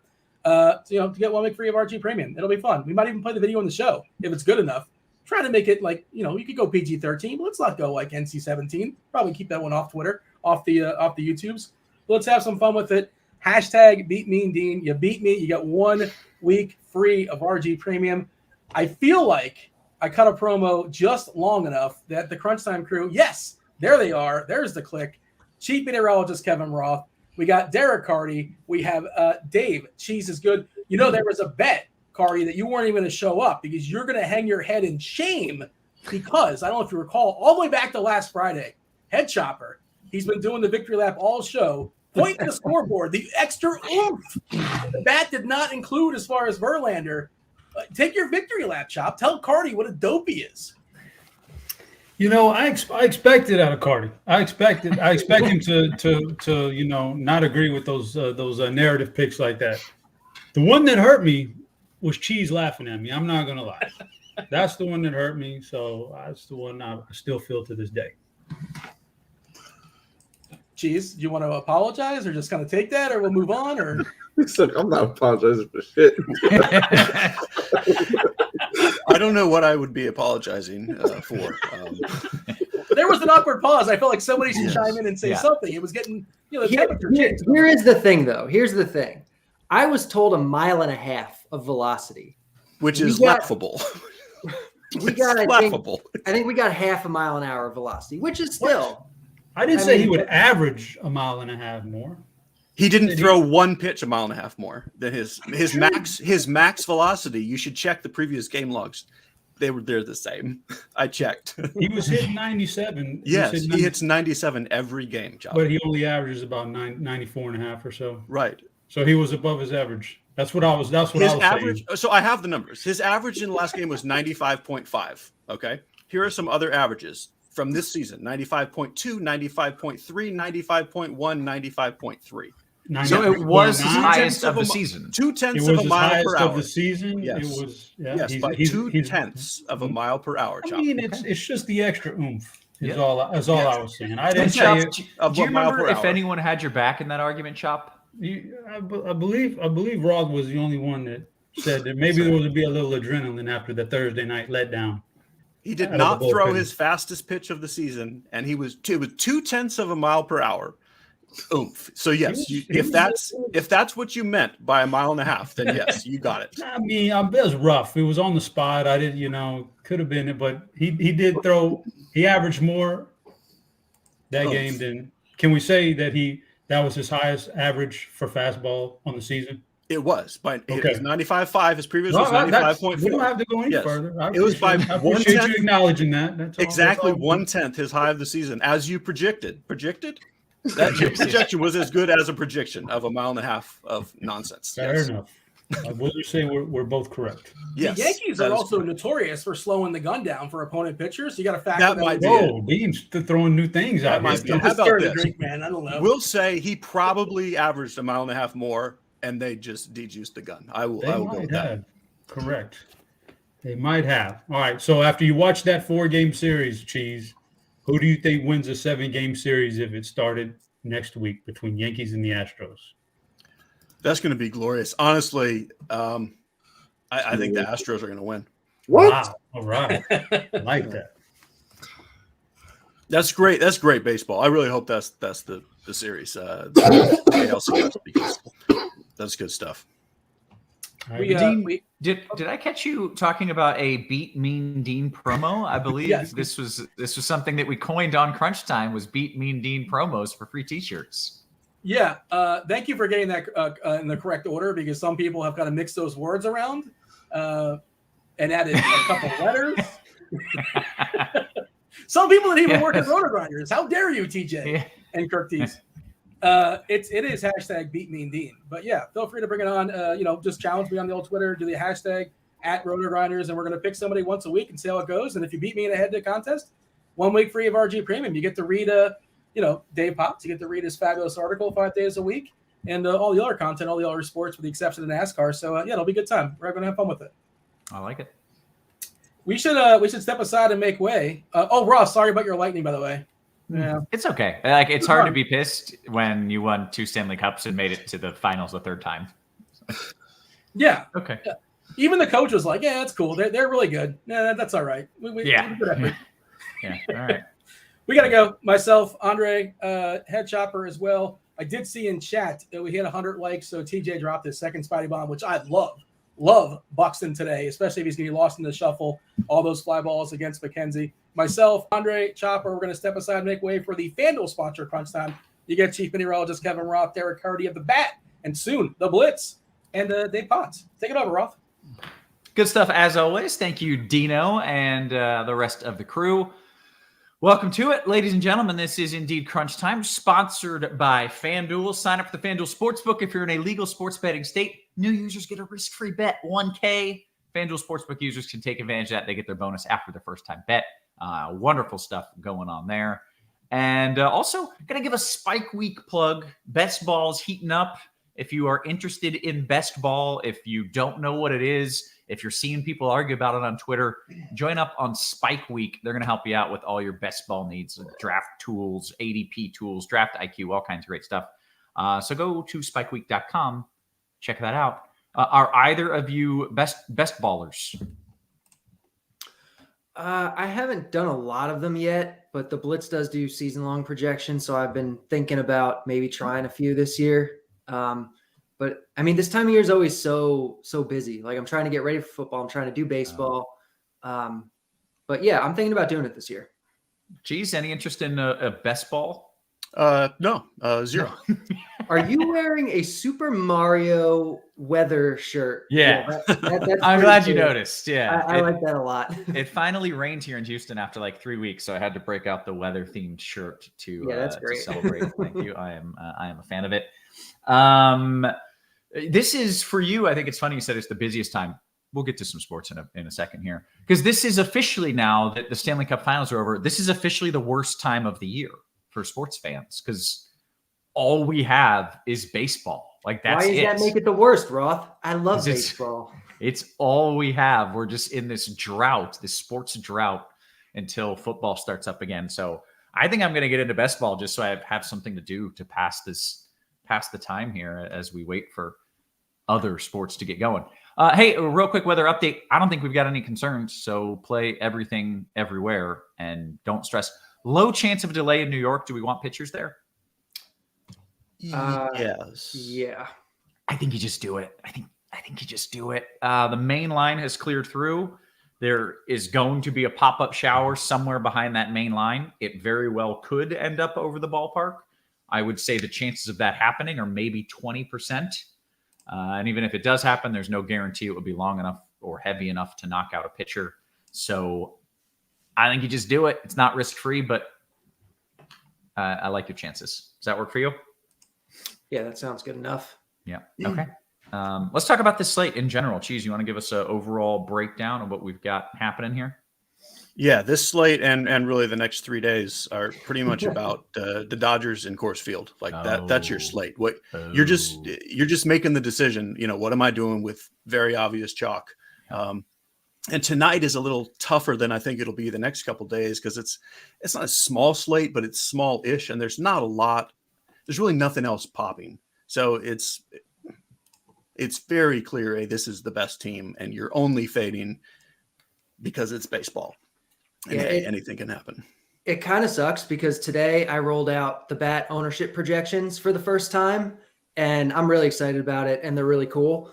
But like, you don't really need them today because it's just like the Dodgers are going to be massive, overwhelming chalk, and literally anything else you do is going to make you different. Okay. You want to talk some pitchers here, or anything else you're interested in, or just dive into the pitchers? That's the whole big picture is, what do you do with Dodgers? So, okay. All right. Well, I'm sure we will get to that as we get through things, but let's start talking about some of the pitchers. Cheese, you can lead us into that. Yeah. So, there's several sort of big name pitchers, Gausman, Giolito, Pablo Lopez, Wainwright, Syndergaard. They've all been truly bad in some way recently. And even for the season, like none of them are great. Gausman and Giolito have both had their little runs. I mean, like Giolito's allowed 422 runs in his last 4 starts. Like it's unbelievable. Like the guy's falling apart. Gausman, Lopez, Wainwright, whoever else you pull out there, they're all around slightly below average to below average strikeouts recently. Personally, I talked about this in my article. I have 100% George Kirby. I would gladly have more than that if they let me.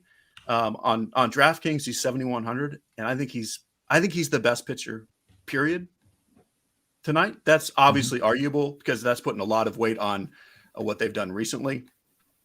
I think if you're going to chase one of these pitchers just bouncing back to full strength and giving you a ceiling game, I would go with Gausman. But to me, I think you just play Kirby, and then you play on DraftKings super dull, like my least favorite chalk player of all time, Jordan Montgomery. I hate Jordan Montgomery chalk nights, but he's facing the A's, And just being plain old good without being great against the A's for 8,000 is good enough. And on FanDuel, the salaries are all bunched up, and Kirby is not cheap on FanDuel, but I actually love it because I think that just means he's not chalk there. He's chalk on DK, but on FanDuel where he's not chalk, I also have 100%. Actually, that's not true. I had one lineup where I just needed a cheap punt. I have like 89% Kirby, and that's who I'm playing. And it should be clear by now that I like George Kirby. And he's apparently a Kirby is some pink thing that Carty is going to talk about. Carty, do you know what Kirby is? Yeah, Kirby's World. It was like a Nintendo character. He's like a little pink blob who like floats around and eats and absorbs things. Yeah, it's that's pretty good. Yeah, it's a thing. That counts. All right, just making sure. Cheese, you did know that, right? I mean, I didn't before today. Okay. Honestly, All right, today is the first that I knew about this thing.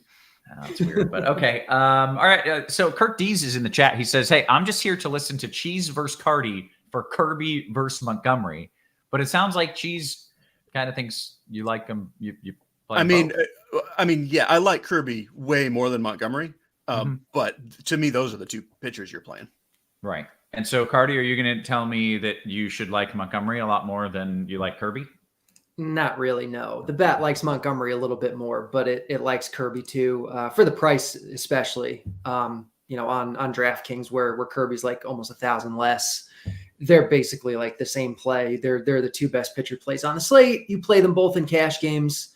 In FanDuel cash games, I do think you just spend the extra 200 on Montgomery, or even just like outright punt it. But yeah, like they're the two cash plays. You can't say outright punt it without telling me where you want to outright punt it to.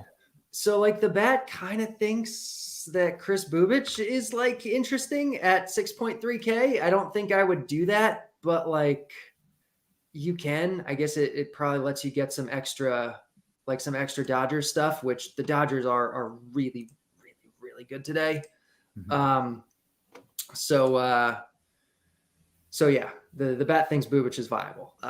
Cheese, you said you did punt in one of your lineups. Did you end up on Bubich? So on FanDuel, it's Bubich, and I don't like him. I mean, I like the Rangers bats against him more. On DraftKings, I think you can do 4K Connor Siebold and just hope it works out. Like this is his first start. He's a pretty good minor league pitcher. Pitching in Toronto, this is not a great spot for him, but he's 4K on a slate where I don't like the 9K pitchers. So I am playing him on DraftKings. He's not available on FanDuel. I would have played him instead of Bubich on FanDuel, but I feel like this falls into a rule that we discussed last week where if we don't know a guy sucks and he's cheap, you might as well throw a dart at him. Right. We don't know that's this guy him. sucks. That's the situation. Okay. All right. I mean, and the AAA numbers definitely do not suck, which, doesn't always translate right away, but I think it's worth a shot.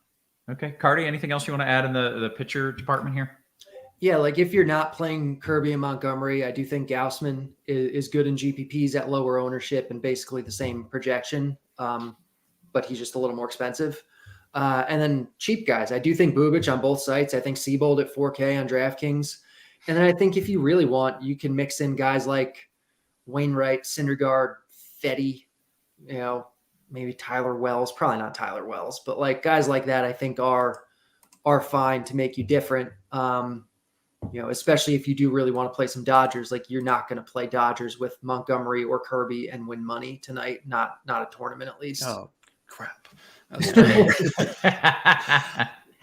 Yeah, I agree. Like Wainwright and Syndergaard both fall in this kind of no man's land of pricing, where I think if you end up there, you don't need to redo your lineup just to be able to go up to Montgomery. Okay. Yeah. You get a guy at low ownership who is fine. It's totally fine. They're all kind of the same guy. Yeah. Okay. Good stuff. All right. Let's talk some stacks. And Carty, you get to lead off this discussion of what are we doing about Dodgers and Coors? And I think you're just going to say play them. In cash, yeah, you're going to play Dodgers and Coors, as many of them as you possibly can, because they project. This is probably I haven't checked. This is definitely the highest team total we've seen all year. The bat is projecting almost 8 runs for the Dodgers tonight. Wow. It's probably one of the highest totals we've ever seen in the bat. Even Vegas is saying it's almost 7 runs. Like this isn't a secret. they're going to be super high owned. They're project super well. I think the new bat ownership projections has every single Dodger in the lineup projected for at least 10% ownership. Like they're just massive, massive chalk. They're really good, but I think at this extreme ownership, like you definitely can fade them. And if you fade them, pretty much anything else is going to make you different. The Rockies on the other side, I think are definitely good. I think the Yankees, I think the Jays, the Pirates, the Twins, there are a number of other good teams today that are not the Dodgers that you can think about playing. And none of them are going to be all that owned. Okay. Cheese, what are your thoughts here as far as stacking the Dodgers go? And can you stack them and be different or no? So real quick story. After I finished my article this morning, like I knew what I was going to say and how I felt about it. And then I went and I pulled up the bat, lineup HQ. I put no settings on it. I just said, I did not ask for any stacks, any percentages, any players. Give me what you give me. I ran 300 lineups. I got 298 5-man Dodger stacks and 2 4-man Dodger stacks. That's unbelievable. And that's what we're talking about here.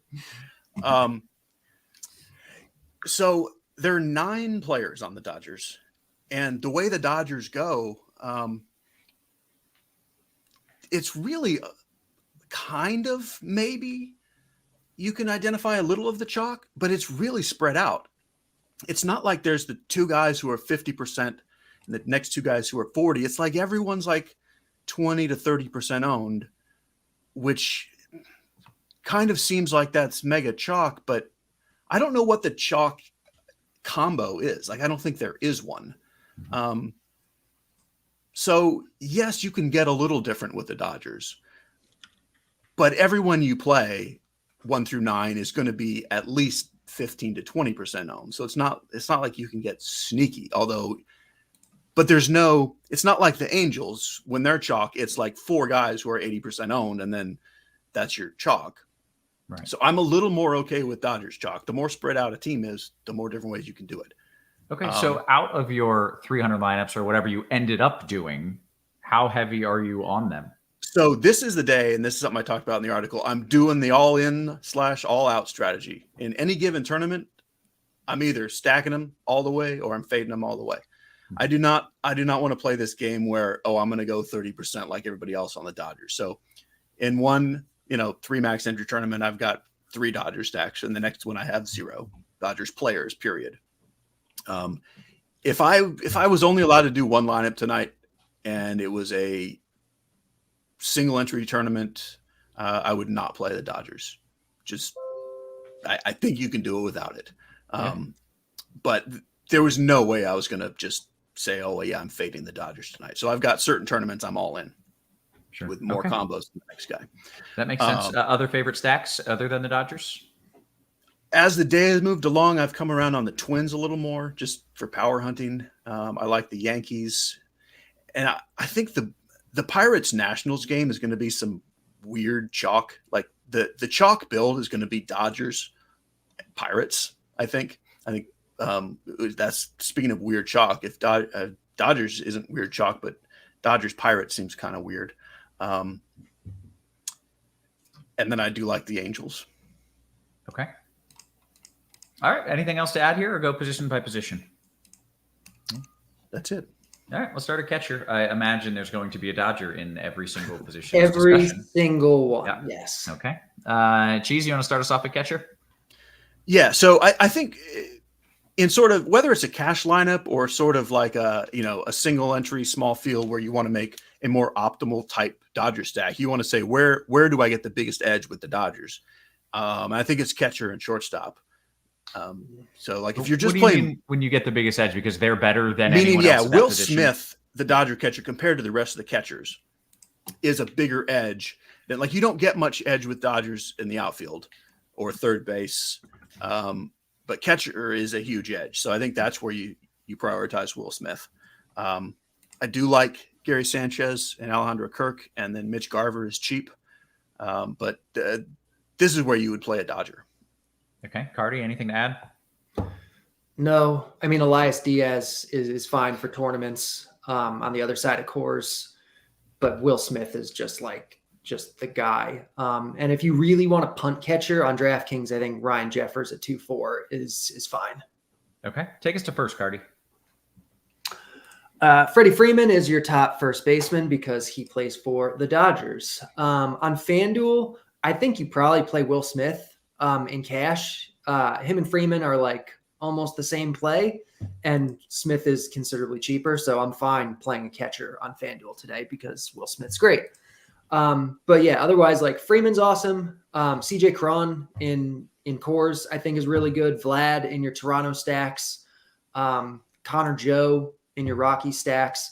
Daniel Vogelbach on DraftKings is 2.5K. So he's like the clear, like cheap, good guy to play. I'm fine with him in cash, even if you're not playing Freeman on DraftKings, because you are going to be limited to how many Dodgers you can play. Even though the best guy at every position is a Dodger, you can't play them all. You can only play 5. So you can go down to Vogelbach. You can play Ohtani, who's really good. I'm sure Cheese likes Ohtani. That's first base, I think.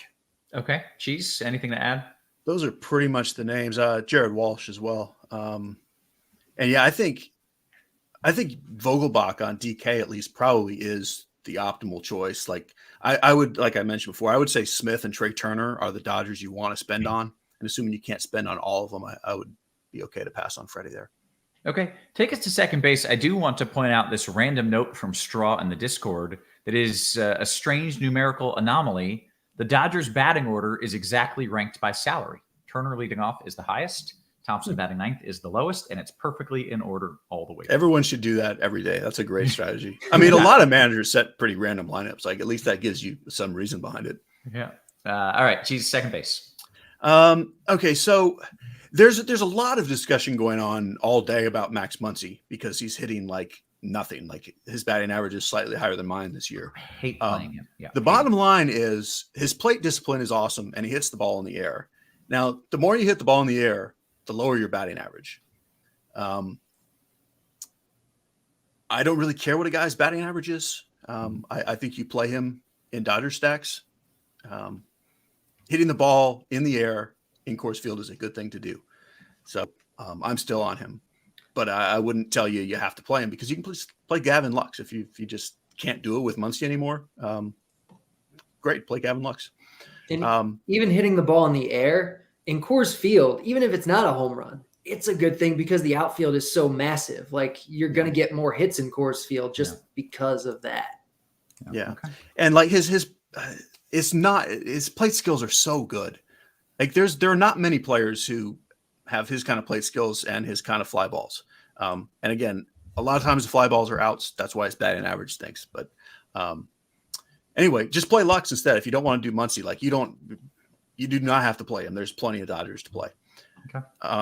Brendan Rodgers in that Coors Field game is interesting, but second base is really pretty weak. I am okay punting to like Kevin Biggio, even Van Meter.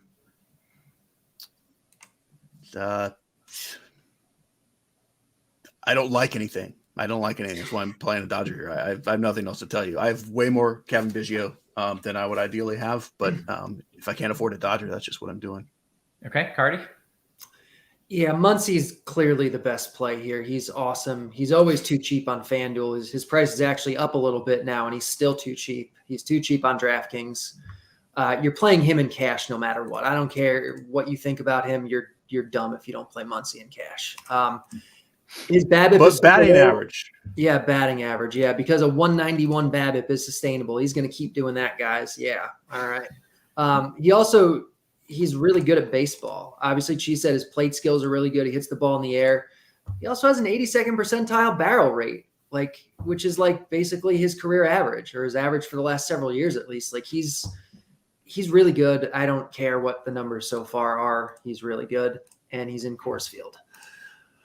Kind of the non-Muncie Dodger stuff. Like Gavin Lux is probably the one way to make your Dodger stacks like different. Like they're all going to be double-digit owned, but Lux probably will be the lowest owned of the Dodgers. So like you can play Lux if you really are intent on playing Dodgers and being a little bit different with them. But I think Cesar Hernandez leading off for Washington is reasonably priced on both sites and is a good way to be, a little bit different or save some money. I think Josh Harrison against Syndergaard is interesting for 3-2 on DraftKings because Syndergaard is so easy to steal on. Like Harrison could get a couple hits, swipe a couple bases, and wind up with like 18 points. But yeah, I'm with Cheese. Second base kind of sucks. Okay, take us to third. So top third baseman is Max Muncy because he qualifies there. Also, second top third baseman is Justin Turner because he's his teammate on the Dodgers. If you're not playing a Dodger at third base, which you definitely don't have to play Turner because you are limited, Jose Ramirez is going to be a good option. Ryan McMahon is 3-3 on DraftKings in Coors Field, and I think he's going to be a really good option. Chris Bryant is back now for Colorado. He's 3-6 on Fanduel, and he's hitting third, and he's got the platoon advantage, so he's going to be really good. Josh Donaldson is pretty cheap on both sites and is in a good spot for New York. Matt Chapman in your Toronto stacks. Cabrian Hayes in your Pittsburgh stacks, that kind of thing. Okay. Cheese, third base. I love Jose Ramirez today. That's even if you love Max Muncy and think he is just having bad luck completely, Jose Ramirez is better than Max Muncy will ever be. That's the nice thing we can say about people that don't want to like Max Muncy. You don't have to play him here because Jose Ramirez is actually a better baseball player than pretty much everyone. So feel free to spend up to be different on Jose Ramirez. On FanDuel, you can really play whoever you want, and you do not need to punt third base. Like, I don't even know what you'd be doing trying to punt it. Like, Josh Donaldson is 2,600. And I like Josh Donaldson fine, but you don't need that salary just to get it. So I would try to get up to Jose Ramirez, honestly, if you're not playing a Dodger. Okay, real quick before we get to short cheese, I did get this question from MHD. He says, in a DKGPP, if you're not planning on full stacking the Dodgers, do you play a Dodger or no? And I know you are not. You're either all in or all out, but just in general, strategy-wise, is it okay to one-off a Dodger? It is. I have like one or two lineups where, and honestly, it's Max Muncy because of how bad second base is. Mm-hmm. I think it's okay. Like, the only reason I would play a Dodger is if that salary level, which basically today is Will Smith, Muncy because he's second base, and Cody Bellinger because of where he's priced, I would be kind of okay with it. But I don't love it. Okay. All right. Thank you. Shortstop, Cheese. Trey Turner. That's the other version of the Will Smith at catcher. He's better than everyone at the position, although there are a lot of good shortstops. O'Neal Cruz is the kind of cheap one, at least on DraftKings. He's gotten priced up enough on FanDuel that I don't really like him. Like, I would play Correa and Bobby Witt and Bo Bichette before I would play O'Neal Cruz outside of stacks. And I do think on FanDuel specifically, there's a huge salary gap with Turner that you can do anything you want if you're not playing Turner, because everyone else is down around 3K. So I'm fine with not even having some Dodger stacks without Turner, just because of the pricing on mostly Correa, Witt, and Bichette. Okay, Carty, short. Yeah, I'm kind of with Cheese. Like, Trey Turner is clearly the best. There are other things you can do. The bat actually kind of likes O'Neal Cruz, like about the same as like Correa and Witt and those kind of guys, which is weird because he's a prospect. So yeah, I like Cruz, more in Pirate stacks than anything else, but I do like him. I like Bo Bichette in your Toronto stacks. I like Correa in your Twin stacks. Like, these are kind of the pivots off of Coors. Basically, those teams are the ones that I like. So those are the guys that I like. Jose Iglesias for 3K in your Rocky stacks. That's kind of where I'm at with shortstop. Okay, take me to the outfield. Yeah, outfield. So without Mookie Betts, outfield is the one position where the best player is not on the Dodgers, but there are still plenty of Dodgers to like here. Specifically, Cody Bellinger is a really good play on both sites. But the real high-end guys, if you're spending up to kind of be different, you have Ohtani, you have Mike Trout, you have Byron Buxton, and you have Juan Soto. And I guess Aaron Judge you can throw in the mix too. They're all really, really good. So I like all of them a lot. I think some of them are even maybe borderline cash viable, especially on FanDuel. Like I think Shohei and Buxton are really good plays. We have Chris Bryant, who's outfield eligible on outfield only on DraftKings, third base outfield on FanDuel. He's a really good play on both sites. Brian Reynolds is way too cheap on FanDuel. Like always, he's 2.9K. He's a really good play. I think Nelson Cruz, particularly in GPPs, but even in cash, I think is a good play on FanDuel. And Trace Thompson. Trace Thompson for the Dodgers is 2K on DraftKings. Like, yeah, he's their ninth hitter. He's the worst hitter in the lineup. But this spot is so good, and he's literally min price. That's just dumb. He's almost a cash lock. Okay, yeah, whoop-de-doo. A 2K guy in course. Got to play him. All right, Cheese, what else do we like here in the outfield? I'm sorry I stole your tagline of whoop-de-doo. No, that's great. By all means. Yeah, the mid-tier is kind of unexciting, which makes me really want to spend up. This is the reason why I'm playing a few of the cheap nonsense pitchers, so that I can go Trout, Ohtani, Buxton, or Soto, Judge. Those are I like the Angels guys the best as the spend ups, and then I like Buxton next. On FanDuel, there's a couple guys with the cheap price tags, Brian Reynolds and Max Kepler. They're fine on DK, but like FanDuel, they're very useful salaries. And then everything else kind of like in the 3K range on FanDuel and the 4K range on DraftKings. Like I just don't love it. Like if I just end up, that's what I have left and I don't want to change the rest of my lineup, I'll throw a Jesse Winker or something in there. But I really like just paying up and or paying down. Okay. All right. Well, we've gone through it all. Let's take some QQs. First one is favorite stack to win in a single entry DK GPP. Cheese, you said you would not play the Dodgers if you're just doing one lineup. Who would you play? I'm also going to say, for the same reason, I don't think it would be the Pirates or the Nationals. Like I think we get just weird chalk there. I guess this is one that I kind of came around to during the day. And it's going to be the Twins. Yeah. Yes. They're going to hit some home runs, and that's what you need in a stack. Okay, great. Carty Chinatown says, since you can only play 5 Dodgers, who is the Dodger or 2 you just can't fade in cash? You're making a cash lineup. You want 5 of them. Which guys must you have? You have to have Will Smith. You probably have to have Muncie. You just said the outfielder at 2K was almost a lock. Yeah. Turner and, Trace Thompson and Trey Turner are probably right there too. Yeah. Okay. All right. Let's see here. Cheese, White Sox stacks going overlooked in a DK GPP. That Thor matchup equals giblets. And then he's got a little running emoji because you can steal on him.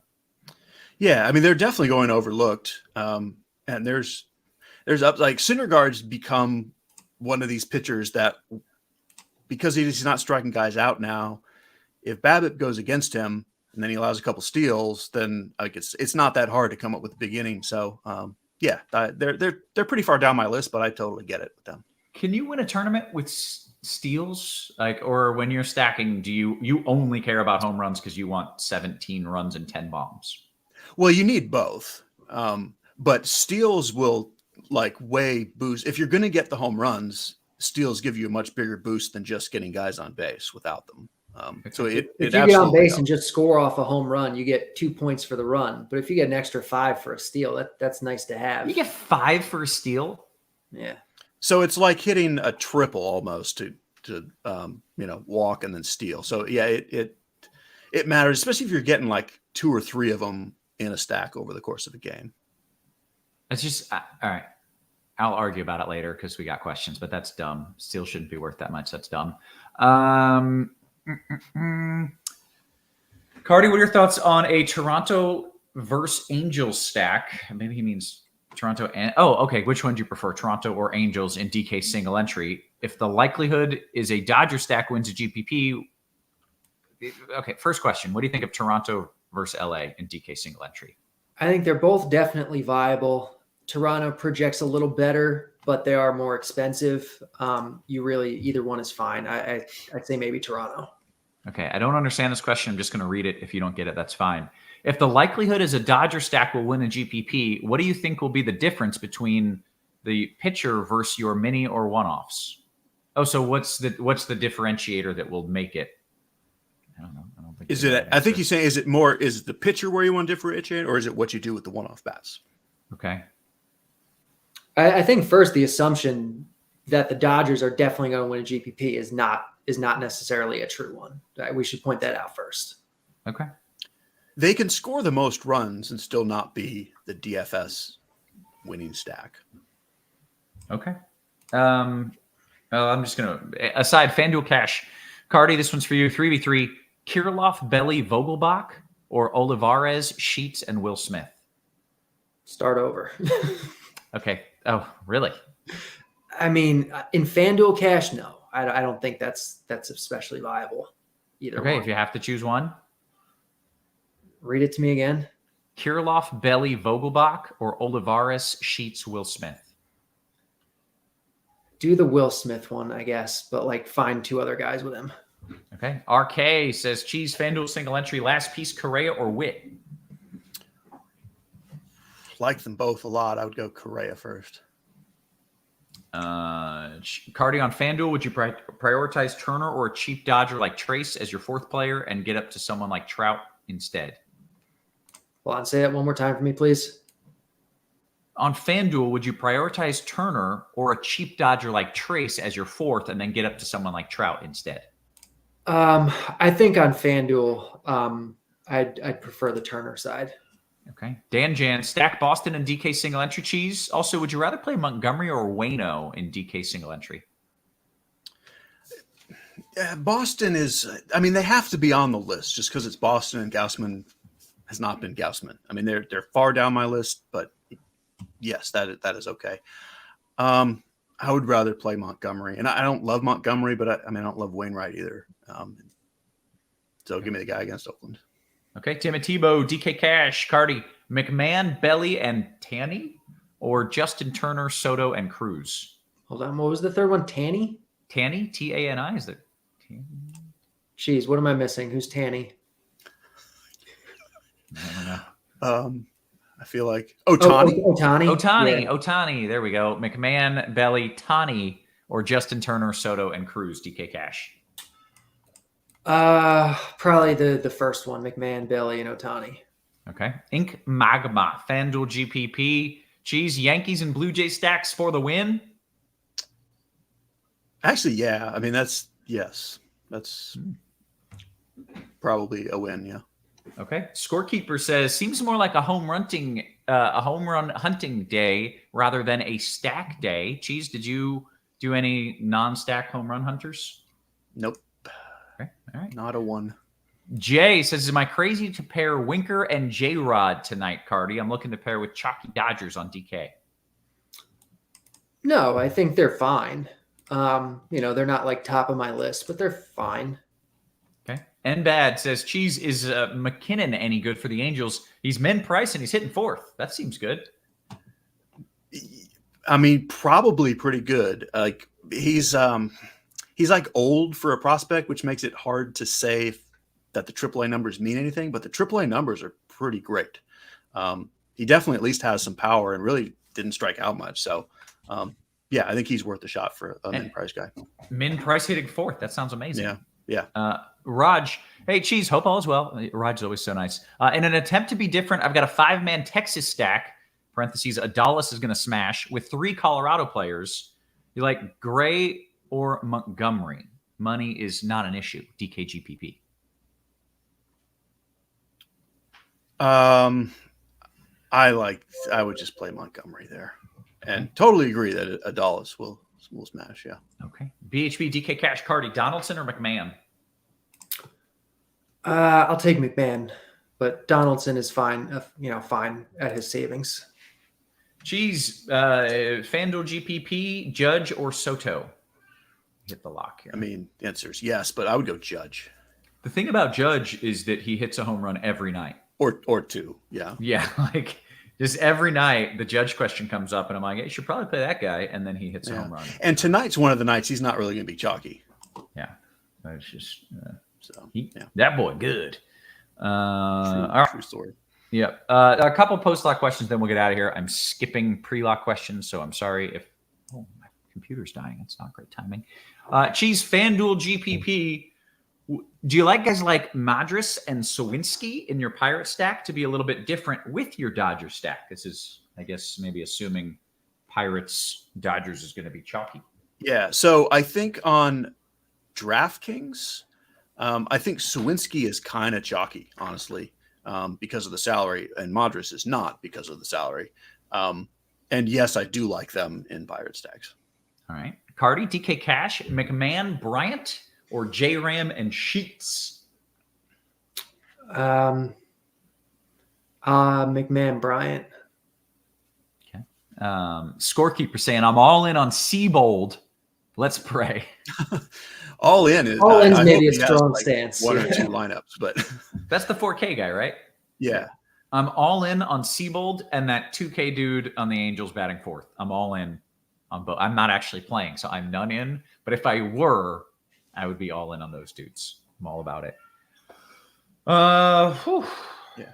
I feel the need. Just a second. Like, I feel the need that we need to discuss Max Muncie slightly more. Oh yes, please. So yes. I just want to say, like, I'm slightly more let people have their bias than Carty is. Mm-hmm. Like, it's totally okay if you just don't want to play the guy right now. Yeah. Like, it's a different thing to ask me or Carty, do we think Muncie sucks now? No. But there's so many baseball players on a slate, and even so many baseball players on the Dodgers. Like, if you just don't want to play the guy because of his batting average, like, you so much don't have to. And, like, I get that.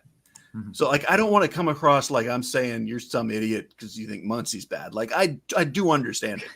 And so just play Gavin Lux instead. Like, it's fine.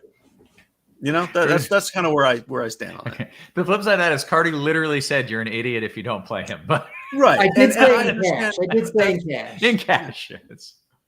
In your Dodgers stacks, you certainly don't have to have it. I get where Cheese is coming from with this. I do. But also most of the evidence suggests Muncie's still pretty good. Yeah. Yeah, it's just as a non-advanced knower of these stats, BABIP and all of these other things, I just look at the guy's stats every time I go to plug him in, and I'm like, boy, I really don't want to play this dude. He sure sucks. Yeah. But all I'm looking at is batting average and home runs. Like, well, and the thing, like, at some point, you've got to make a lineup that you personally are comfortable with while you're making it. Like, I really do feel like we're still trying to have fun doing this and like our own lineups and feel like we're doing something. And even if someone is actually the best play, like, there's 45 different players you can play. So, you know, I don't ever want to feel like I'm trying to talk someone into playing something that they just flat out don't want to play. Like, it's okay. Just play Gavin Lux instead, or play a totally different second baseman. I get it. Yeah. I do too. Max Muncie because he's really good at baseball. Yeah, well, right. Sure. And that's what I'm doing. But, you know, when two of the smartest baseball minds like in the world both are kind of in agreement on a thing, you should maybe just lean with them. But, you know, like she said, do what makes you happy and do your thing. All right, we are gonna get out of here. I think that was a good show and a good way to end it. So for Cheese, for Carty, and for our wonderful production crew, always working hard behind the scenes, guys, we appreciate you. We love you. And we will catch you tomorrow. You have been crunched.